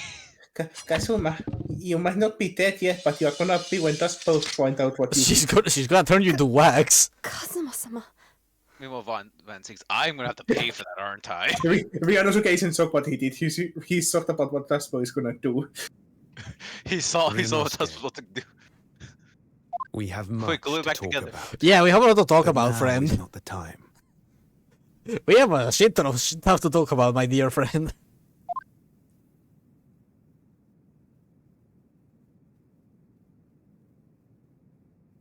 I'll be seeing you. Alright, see you later, man. You probably have a lot probably have a lot to process, to be honest. Again, Von thinks is gonna have to pay for that. All Kazuma said. Before he turned and left us there, in the courtroom. So yeah, I'm probably betting that he came here because he wanted to confirm the fate of his father, and probably now knowing what it was is probably gonna send him to a very specific path. To be fair, it sounded more the way Ryanosuke said it sounded like Kazuma already knew. Well, I don't know how much he would have known technically, since the case of the professor wasn't known in Japan and all that. Since Cosmo isn't saying, the only implication we have right now is from Ryanosuke, which implies, again, only implies, that Kazuma already knew in the past about this then. Again, that is Ryanosuke, though, in thinking that, not the truth, however. We have to talk with Kazuma first to, know. What? Oh. The body's gone. I didn't even see the bot. Like, I didn't even see them type anything, Saber. That's probably because it was only visible in mod view because of how the auto mod deletes some of the bot messages. I see. Yeah. Damn it, Kazuma, I paid good money for that sword. So, he's the living after image of the man who took my brother's life, is he? Yes, Kazuma Sogi, my best friend. 3 months ago, when Lord Strongheart introduced us. We didn't have a word with Strongheart. I had an inkling there was something there. Some connection. Why did Lord Strongheart do that? That's a great fucking question. That is a question for the fucking ages. Why did he make Kazuma Lord Van 6 apprentice? When he was suffering amnesia too? I'm glad we're in the same page. Damn it, I cannot make my voice sound cool. There was an apprehended. The man was apprehended, even executed. But his legacy just won't die. That's the sad truth. Anyway, that's all I had to say. I thank you for meeting with me. I thank you for meeting with me as I asked. Really bad at this, Saber. I'm sorry. Boy, I've been talking so much. So long. I will not torture Saber anymore. Thank you. Does this mean that Cosmo might actually end up being a prosecutor in the future then? Probably. Like for the next chapters potentially? Why though? We have this man is still here. 10 years ago. Yeah, but he was still, working to be one at this point. My grandmother took me to the railway station. We were there to meet my father from the train. For me, it was the first time I'd ever seen him. Poor Susato-san. All this is tied up with painful memories for her too. She's never talked about this with me before, though.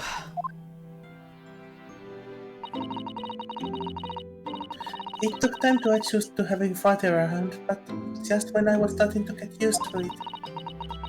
He called me to his study one day. He told me that a great friend of his had passed away in London, That's certainly the understatement of the century. and that the friend had left behind a son. A boy, 7 years my senior. Father told me the boy had made a promise to his late father. So he was studying to become a defense lawyer. That made me on. I wanted to help, so I studied to become a qualified judicial assistant. As I'm sure you worked out, that young man's name was Kazuma Asoki.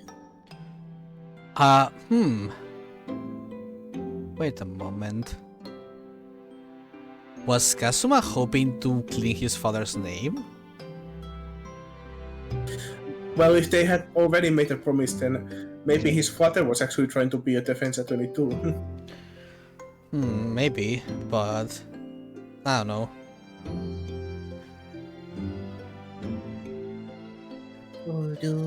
Possibilities. So you see, that's how he and I met. I love the fact that the whole scene was For a boys. brief moment, my great friend had returned, only to disappear again all too soon. Like that scene was God, I loved everything of that. But in that fleeting It was encounter, fucking great. something stirred. Something that had been dormant for a long time, as if great wheels had been set in motion. I could almost hear them creaking into life. In some ways, it was the end of a chapter, but in many, it was the start of a new one. Chapter 4, in fact. And now the naming of this chapter has double meaning. The return of the great departed soul. Diddy masking. Boy. And we made it. Twisted Karma and his last bow. Huh? What the fuck? This is not even like the. This used to be like the adventure of that. Now it's just Twisted Karma and his last bow. It was indeed a most bizarre incident born of a curious advertisement and a commonplace killing at the edge of town. Is it bad that I really wish we could just start now?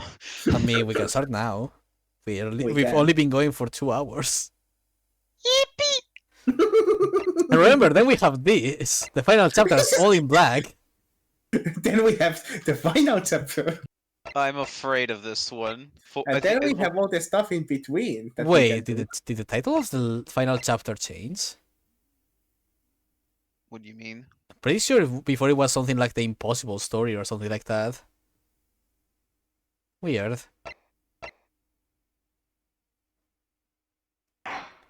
Oh well. Twisted Karma and his last bow. Start playing from the start of this episode. Oh lord. Actual terrifying name.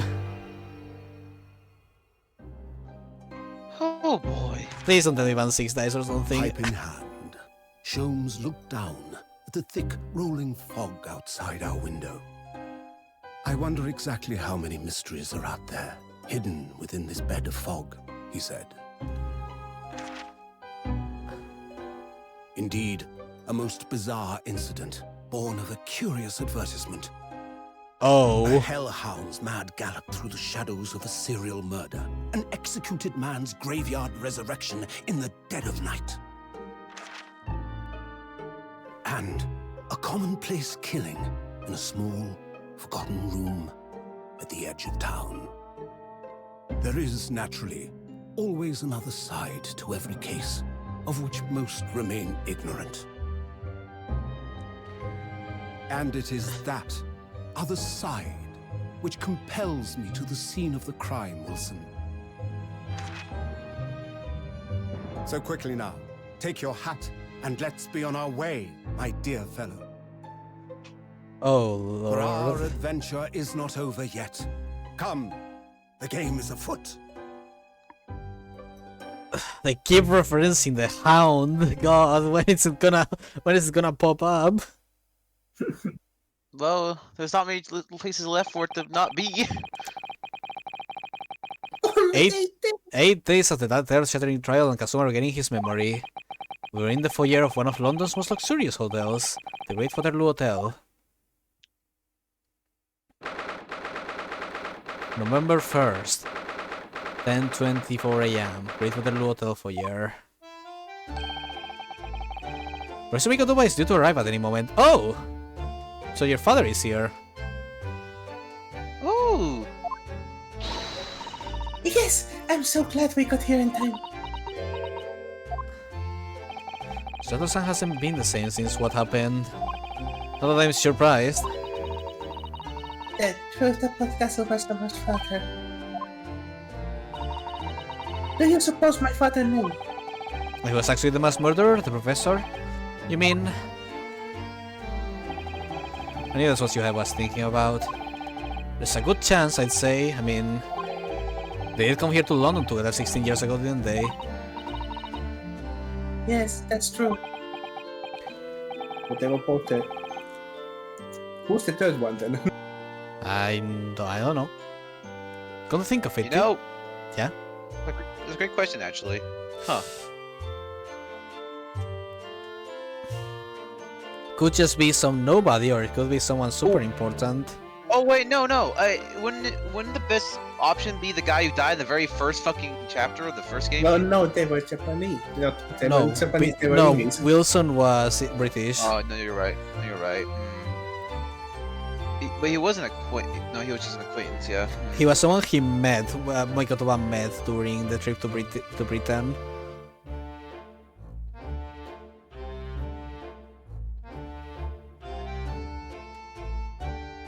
Come to think of it, didn't you say that Professor Mikotoba knew about Kazuma going visiting Hong Kong as well?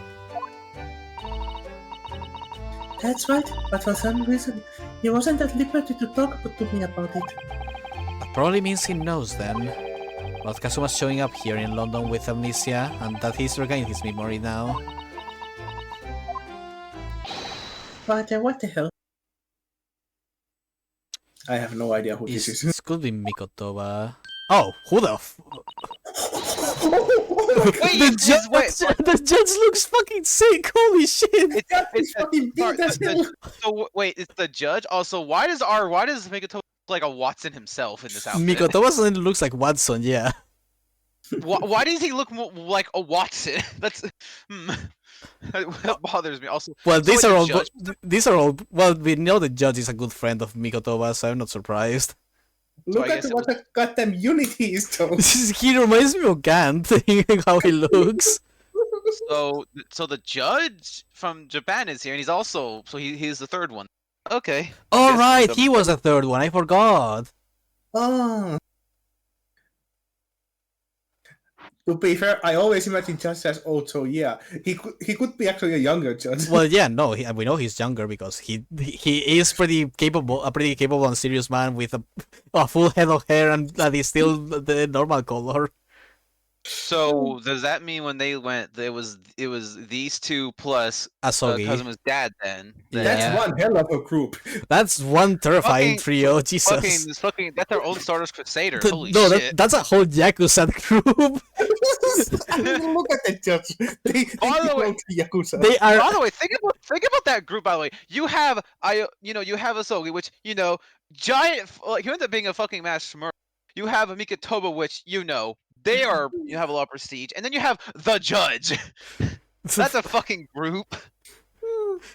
I mean, you could take that judge out of this game and put him next to the goddamn Yakuza game, and he wouldn't look out of place. God, well, I guess we know what's going to happen in the next Yakuza Ishin.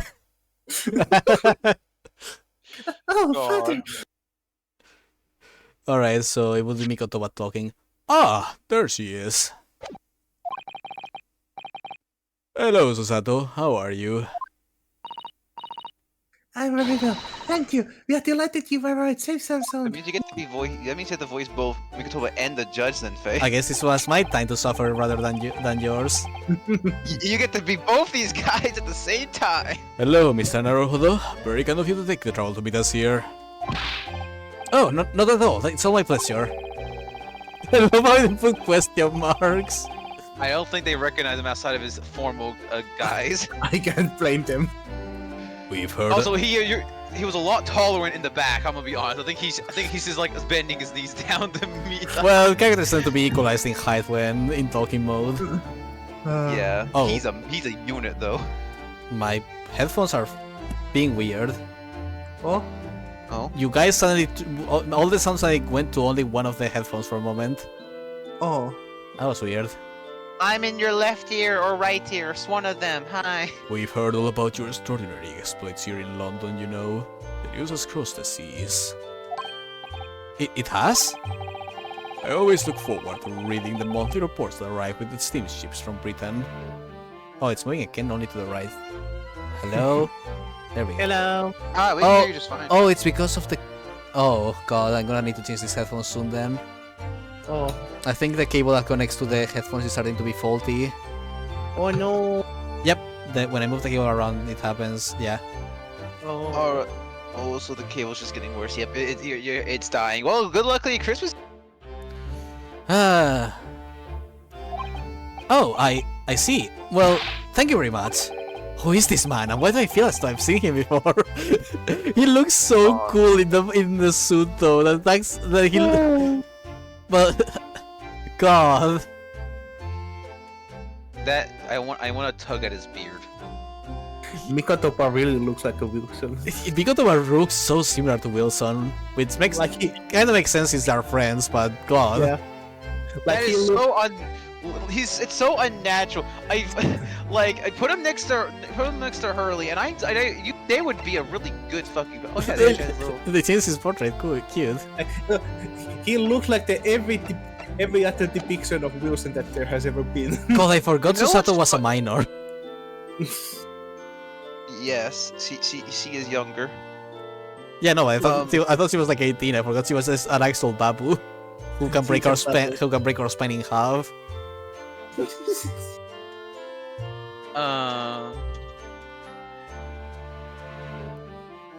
What were you saying, Spec? Oh, sorry, what? What were you saying? Not sure. Damn.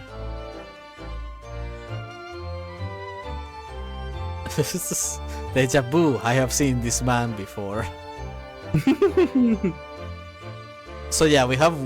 I feel like Hurley is gonna have a goddamn aneurysm when he sees Wilson. Oh God. Oh, I remember what it was now. No, the other thing that bothers me, oddly enough, about only just like looking like Wilson/Watson or whichever his name was. It's Wilson in this game.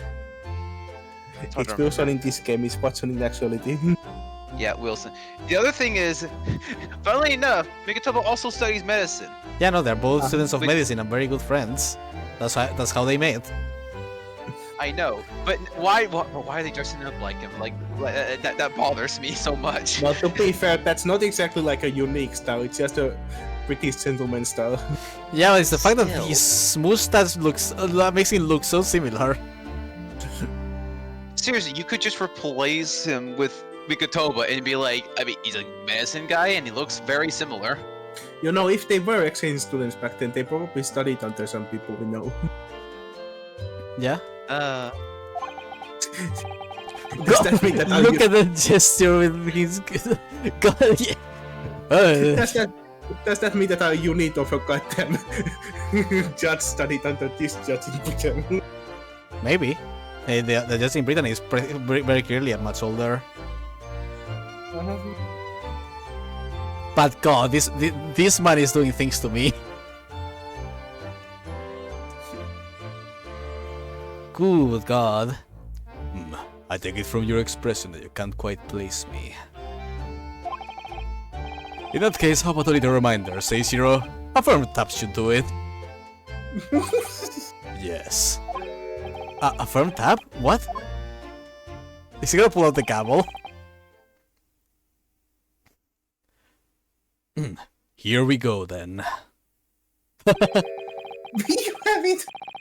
I hereby pronounce the defendant, Ryunosuke Naruhodo, Goddamn, that's a massive gavel. guilty Ah! Oh, you're. That is. Meanwhile, Ouchi just fucking dying back in the homeland from shame. The court will now hear the trial of Ryunosuke Naruhodo. Meanwhile, our judge might be like, you don't have no idea how itchy that outfit is. It's so fucking itchy. Your Excellency! Hello, Judge Chikaku. How are you? It's been a long time. I do appreciate the fact that one of the judges has actually been made into a whole ass character in this game. So they are Chikoku 60. Yeah. We did hear that back in the first chapter. Hi, Shijoku. I think your needs carry me. What? I mean, he's the same based individual that allowed Susato to perform as a lawyer, so you know, I kind of like him. I like him too. A lot. But yeah, this man with the gavel, it does look just like a Yakuza character ready to fight like fucking Kiryu or something. I'm gonna be honest. this man with his gavel would be too powerful. I'm sorry. I don't think Kiryu can handle the gavel. I now want the dynamic entrance with Chikoku versus Strongheart. God. I want someone to mod him at the moment for Capcom, actually. God, imagine modding Jigoku and Strongheart into Yakuza. You just replace Phoenix and Maya in the game. Does that mean I just imagine like Shijoku being the Maya in that situation? So, I don't know why. I mean, since they all have 3D models, you could easily move them into a different game with enough work. God, you know, another funny option actually for modding the game would be having Hurley and Iris. Hurley as Kiryu and Iris as Haruka, I can see that. Look at this gun I found there.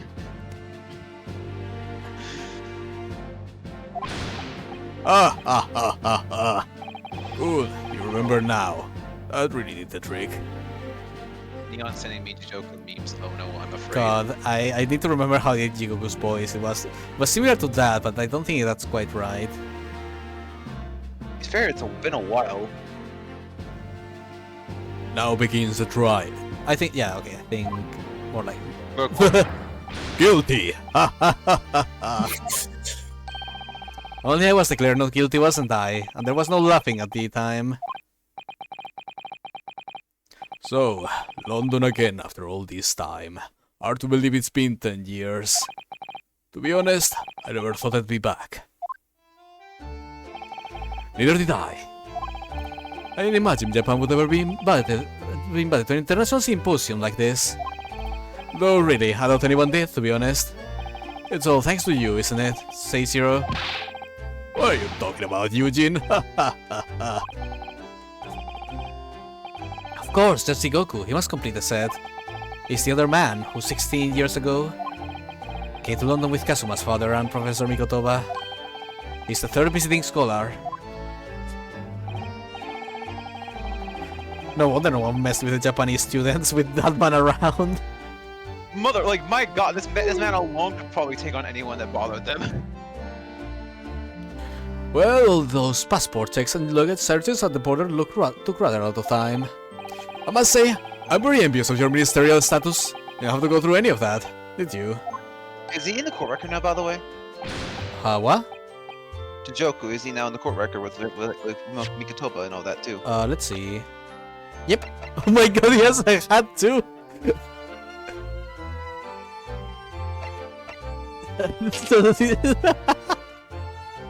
Look at him. Actual boss fight. I'd lose. Oh my god. A very important man in the Empire of Japan, who is also judge of the Supreme Court of Judicature. He's the man who acquitted me when I was once accused of murder. And if only I could get rid of the fact that my headphones are breaking down. Wow. Wow.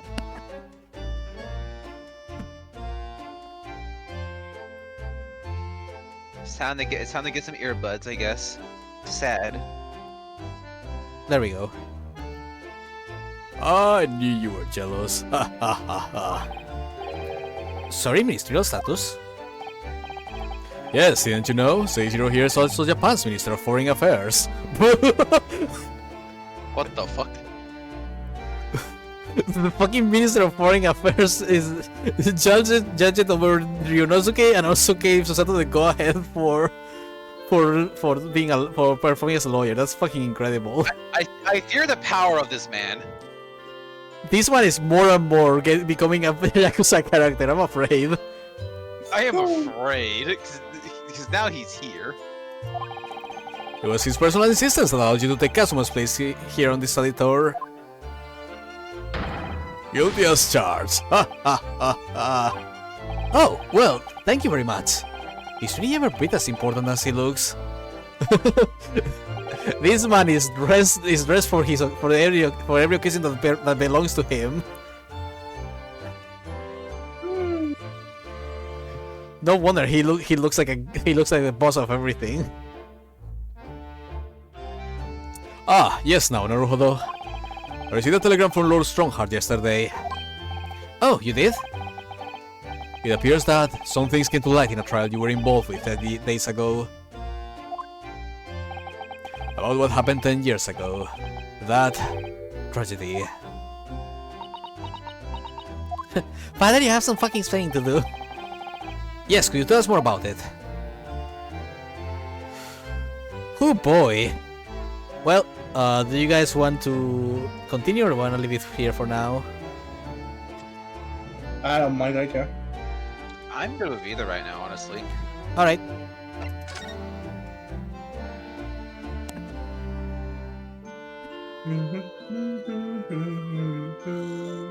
Okay, I found the sweet spot for the cable. Now how do I maintain it?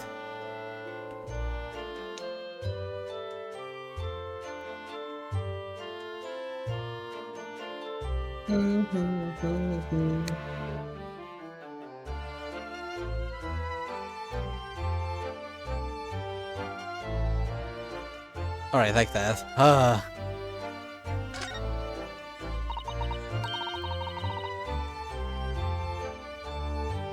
This is known as a hotel reception. Anyone wanting to spend the night has to report there to sign in water stay. Oh, so do you think that that's the head clerk behind the desk there? Yes, I'm sure it must be. I'd love to stay in a grand hotel like this for a little while. Wouldn't you? Just to know what it's like. If the hotel fee was paid through our stipend, I'm afraid it might bankrupt our homeland. True, London gives the word expensive a whole new meaning. Alright. Painting of the Crystal Tower. Look at that, it's a picture of the Crystal Tower.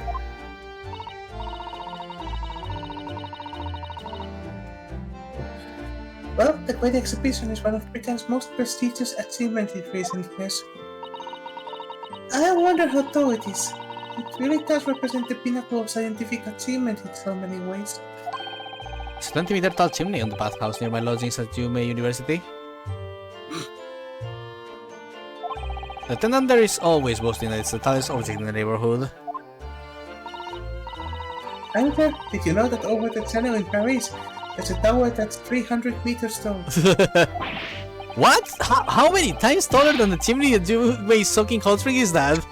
And if that tall holds it drop properly, the smoke would get stuck surely. I don't think it's that sort of tower, Mr. Naruhodo. Poor Naruhodo.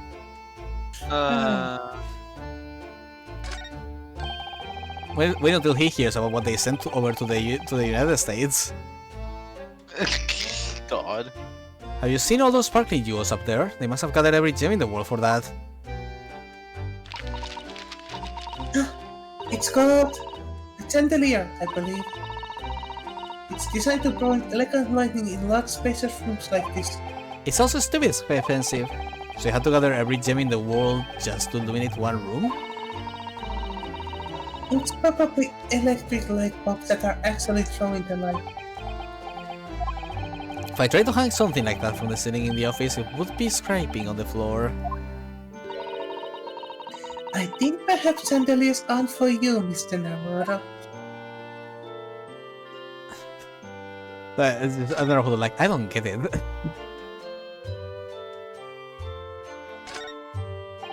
Look at those cases just left there on the trolley. Aren't they worried about thieves? I know I am.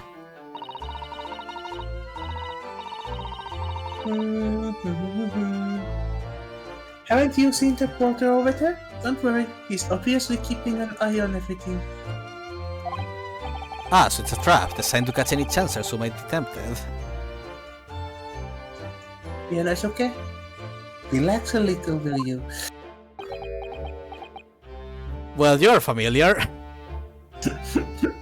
Huh, it's a funny guy. Why did the porter give me such a scathing look just now? Do you suppose... Well, some might say you look a little suspicious with your jet black clothes. Everyone clad in black is some sort of ninja with intent to steal, you know. Except for me. Alright, let's go talk with the very imposing man. So, how was the voyage here? Well, 50 days at sea is a long time by anyone's standards. But it wasn't as bad as when we first came 16 years ago. No, that's true. Then I truly wonder if we wouldn't be drifting in the past ocean for the rest of our lives. This time we followed the same route as you, so we were able to relax and enjoy the experience. So you stopped in France's beautiful capital, Paris?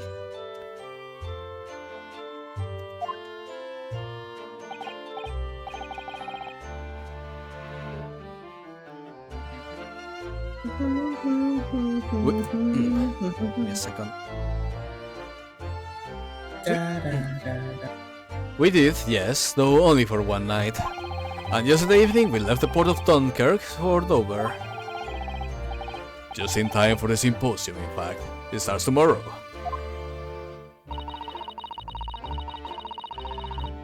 It's wonderful that you were invited to attend such an important international event.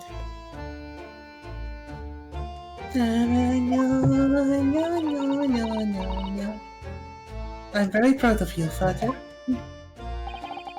It's thanks to Seishiro here. 16 years ago, he managed to ingratiate himself with Britain's Attorney General.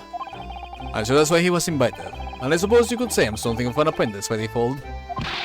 Speak for yourself, Eugene. You were close friends with the professor of forensic science at that major hospital, who is now dead. Who now happens to be very, very dead. Very, very, very dead.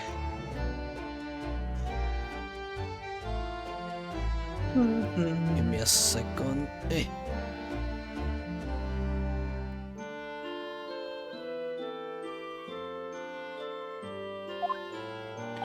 Yes, well, I'd rather not dredge all that up, really. No, there's been a lot of water under the bridge since then, but it doesn't bring him back. Kasuna's father, I suppose.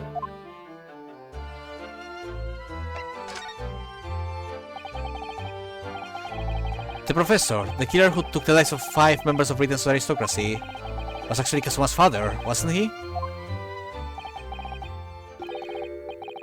Genshin? Genshin? Genshin Impact! Damn, Genshin really made an impact in Britain. I'm gonna... God.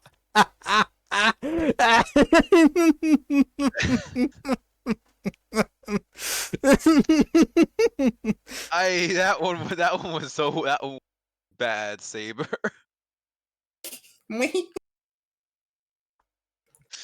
You should feel ashamed and proud of How yourself. else is a man meant to leave his impact? You can't stop me, I'm hanging from the ceiling. You son of a bitch. Fucking hilarious. You know, I realized something else quite stupid too. What? It has to do with Eugene's name. Uh-huh. Think about how a British would pronounce it.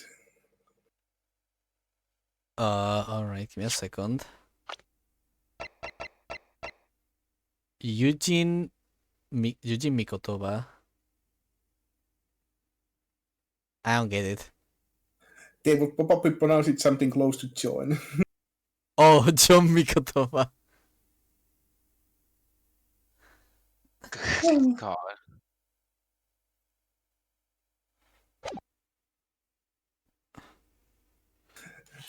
Like we have seen with Iris multiple times that the British either don't pronounce the Japanese names properly or cannot pronounce them properly. I mean, Spec also has trouble pronouncing the names properly. Pearly. And that's just extra funny because Watson's name is John H. Watson. No, John H. Wilson. Yeah.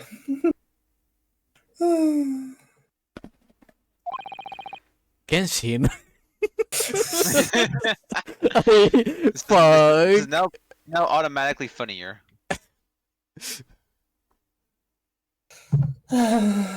I guess Kazuma was the impact Genshin left behind. Lord. You know, I presume, Father?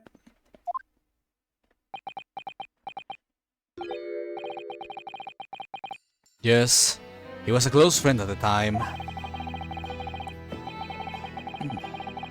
Genshin came to Britain as a... No, that's not the voice. Genshin came to Britain as a police detective who was studying investigative techniques at Scotland Yard. I've never understood what drove the man to commit such heinous acts. So he was a police detective? Huh. So we had a police detective, a judge, and a medical student. A detective and a medical student. That's certainly an interesting combo. You know, very specific combo. Well, to be fair, that also makes sense if they want to, rework Japan to be modernist country, because you would want to rework the healthcare, you would want to rework the judicial system, and you would want to rework the police system too. Yeah, guess what? Which part could rework the least? The police system. I wonder why. It was a closed trial, so the public never knew the truth. I was executed with little ado. To this day, very few people know what really happened, even in our homeland. Sorry, I just saw a neon. You saw that, huh? God, that name has been cursed forever. It's like the word fort. It's true though. But what about Kazuma? Did he know? Does he know, Chad? Did he know the truth about his father? No, of course not. He was told his father passed from sickness. However, I suspect he might have had his doubts. Oh, why? As you know, I tried to guide Kazuma growing up, as if he were my own son. Then one day he came to my office at the university and said,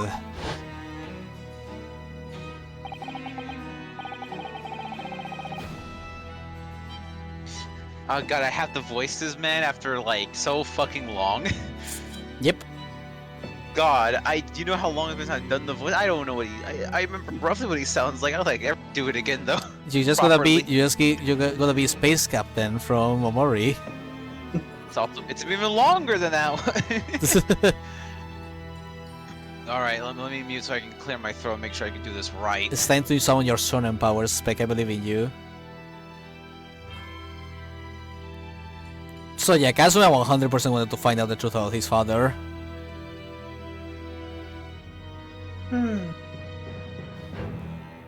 Also in a very pathetic orthopedic pose right now to keep the cable working. Bad. Also, I will try now. I've decided. I want to travel to Great Britain and study there. And that's all I will say. Goodbye. Do you think he wanted to come here to investigate his father's death? I don't know. But when I looked into his eyes, I know that there was no way I'd be able to stop him. Oh man. Something else came to light in the trial the other day, actually. Oh, what? Well, having disappeared in Hong Kong, been missing for almost a year, Kazuma since turned up here in London, working as the apprentice of Lord Band 6. What? What? News to us? So, Lord Strong has telegram neglected to mention that part then. Oh boy. They're like, what the fuck? Among Us. No. As you know, we both thought Kazuma had died on the steamship to our voyage to Great Britain in January. But he didn't die. He's alive. As you knew, didn't you, Father? In actual fact, no. What I didn't know is that when your ship docked in Hong Kong, he mysteriously vanished. We sent a team of investigators to Hong Kong to try to ascertain what had happened, but to no avail. You know, to be fair, it doesn't seem like too many people actually know that Kazuma's alive. Like, even on the British side. Except for that one fucking note.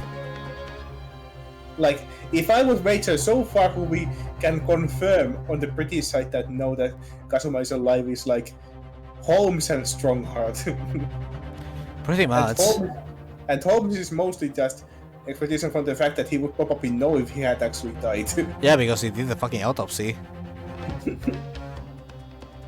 Which again, why did he hide that exactly? I think it's because he got orders specifically about it. But he's still alive? And here in London, you say? To shreds, you say? I never dared to even to dream it. Why on earth did the young man not make contact? He's kind of an amnesiac. The government and the police have been chasing clues fruitlessly for months now. Well, it seems that he was suffering from amnesia. What? Amnesia? The doctor said? When we first came across him again here in London, he didn't know who either of us were. Oh, I see. You didn't regain his memory 8 days ago. This is unbelievable. Yes, it's quite miraculous. Wonder why Lord Strongheart didn't let us know. Must speak with him urgently. I think everyone wants to speak with him urgently. Wonder how Kazuma has been these past few days. Maybe wrong of us to go visit him. That began 16 years ago now. It's a distant memory, really. It was Eugene here, Genshin Asogi, and myself. We were the original three. The first judicial scholars from Japan to travel overseas to study. I see the big three now. He's been applying stacks of liver damage to himself, god.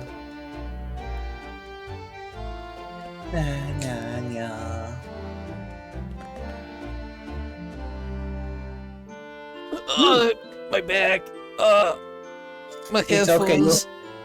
It's okay, Faye. You're carrying the story fine. Keep going.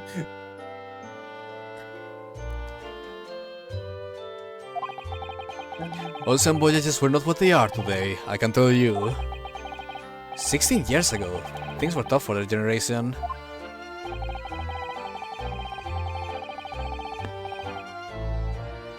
Your father was an exceptionally fine medical student at Yume University at the time, you know, young lady.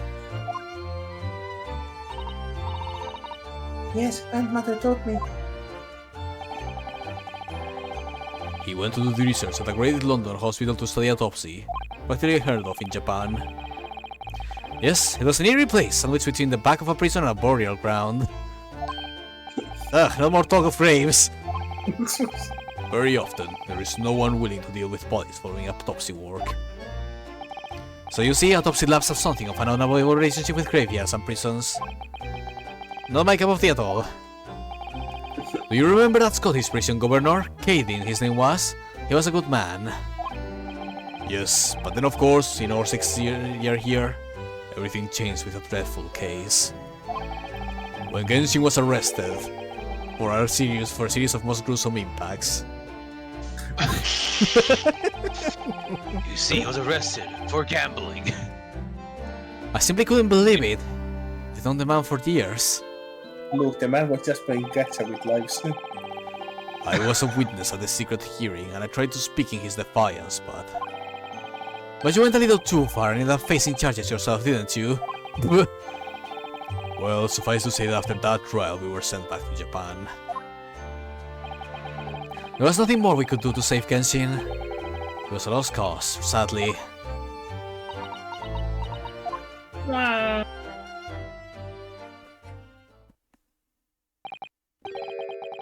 really have to wonder what the hell possessed Genshin to do all that. Because surely, surely he could have just been a serial killer in Japan. Why, if he was just doing it for the sake of doing it? What, like, surely there has to be some sort of like reasoning or mindset behind that.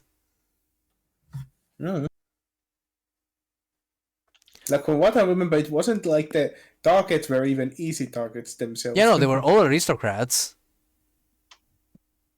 Why aristocrats? What did the aristocrats do?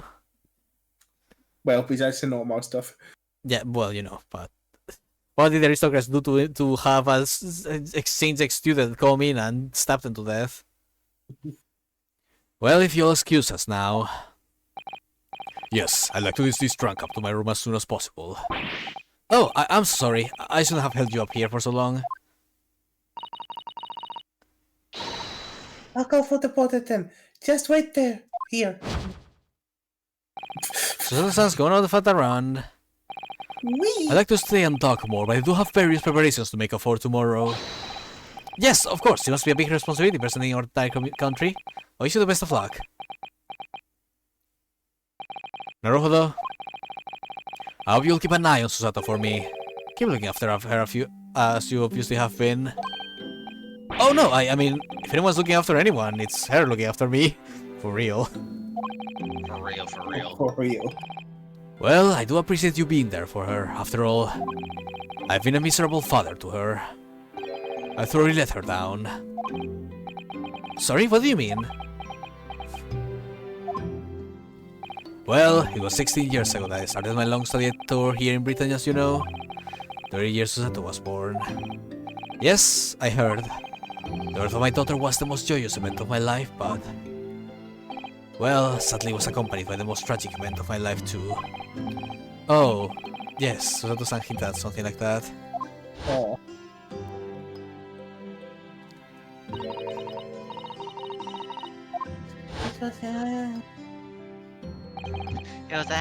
Anyway, I won't bore you with the details. The point is, I became rather less dependable than befits a grown man. And it was then that Shiro offered me the opportunity to study here in Great Britain. I was too worried about you to leave you behind. So perhaps I was a little heavy-handed when I came to persuading you to accompany me to London. So that's what happened in a nutshell. And that's also the reason why I now feel compelled to give my daughter as many opportunities as I dare. Though the world does not readily afford young women such things, I must say. I completely understand, Professor. No. You're a good papa, despite your faults. Ah, one other thing, Naruhodo. If I may be so bold, I have a favor to ask you. Oh, really? Of course! What can I do for you? Well, the thing is, God damn it! I'm so sorry that I took so long. Don't mind me, Naruhodo, I'm planting my death flags right now. I was just going to reveal you some deep tank lore, but then... I guess I will have to talk to you later, when we next meet.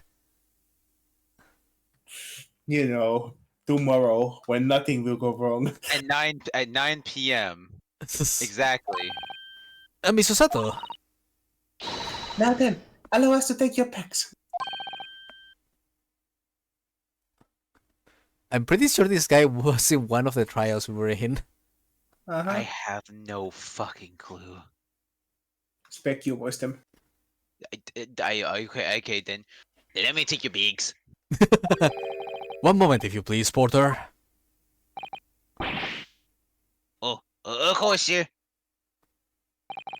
That machine around your neck. It's a camera, I believe. Quite right. Right, sir, just 5 shillings for a lovely photograph to commemorate a wonderful stay at the hotel, sir. Well, I think given the occasion, we could justify the expense. Oh yes, of course. Yes, of course.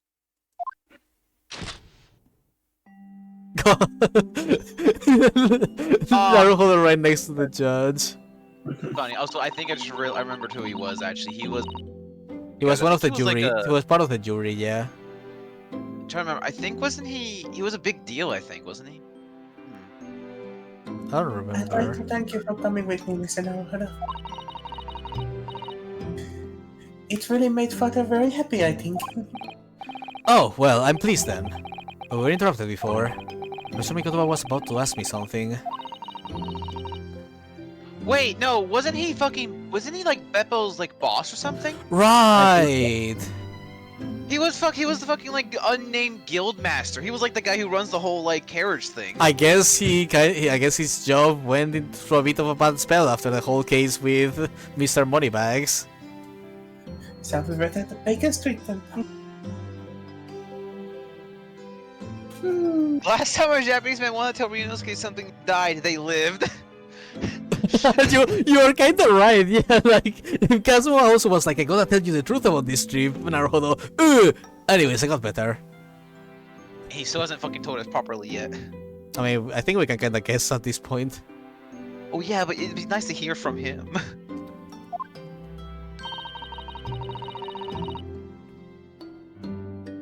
I expect Iris will have some delicious tea waiting for us. I could do with some good tea right now.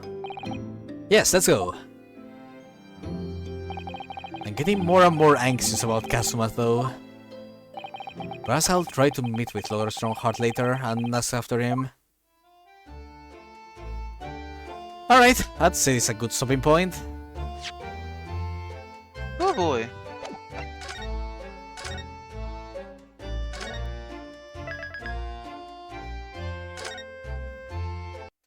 Oh, lordy loo. Let's move on to this screen and let's end it for today. Oh boy. Woo. Today was certainly something else. That's saying it nicely. That was certainly a case. Of all time. This is just the case of all cases. Oh my god. I definitely have to change now the title. I am obligated to. You fucking think. I'm gonna change the title of the highlight to Genshin's Impact, and no one can stop me. No! No, but you're not wrong, but no! It's perfect. It's so perfect. Because it's all Man. surrounding out Genshin and the effect he had on a bunch of people. I hate everything. No, I believe in my I'll- heart that I'm truly righteous. I'm gonna go Honkai somewhere. Bye.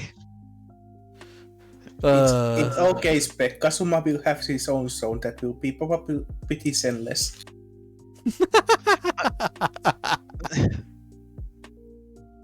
I'm divorcing you.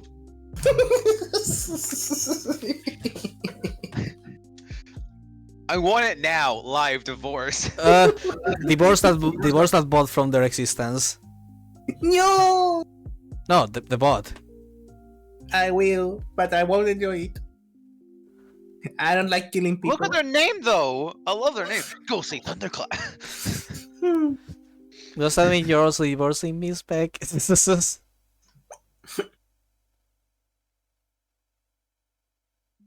I refuse to submit an answer until my lawyer arrives. Wait, what?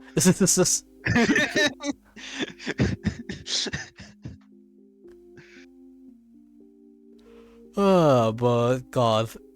I can't wait. If the fourth trial is even just as good as the third trial, then this game is gonna be peak. I still can't believe the way the second trial managed to redeem itself halfway through.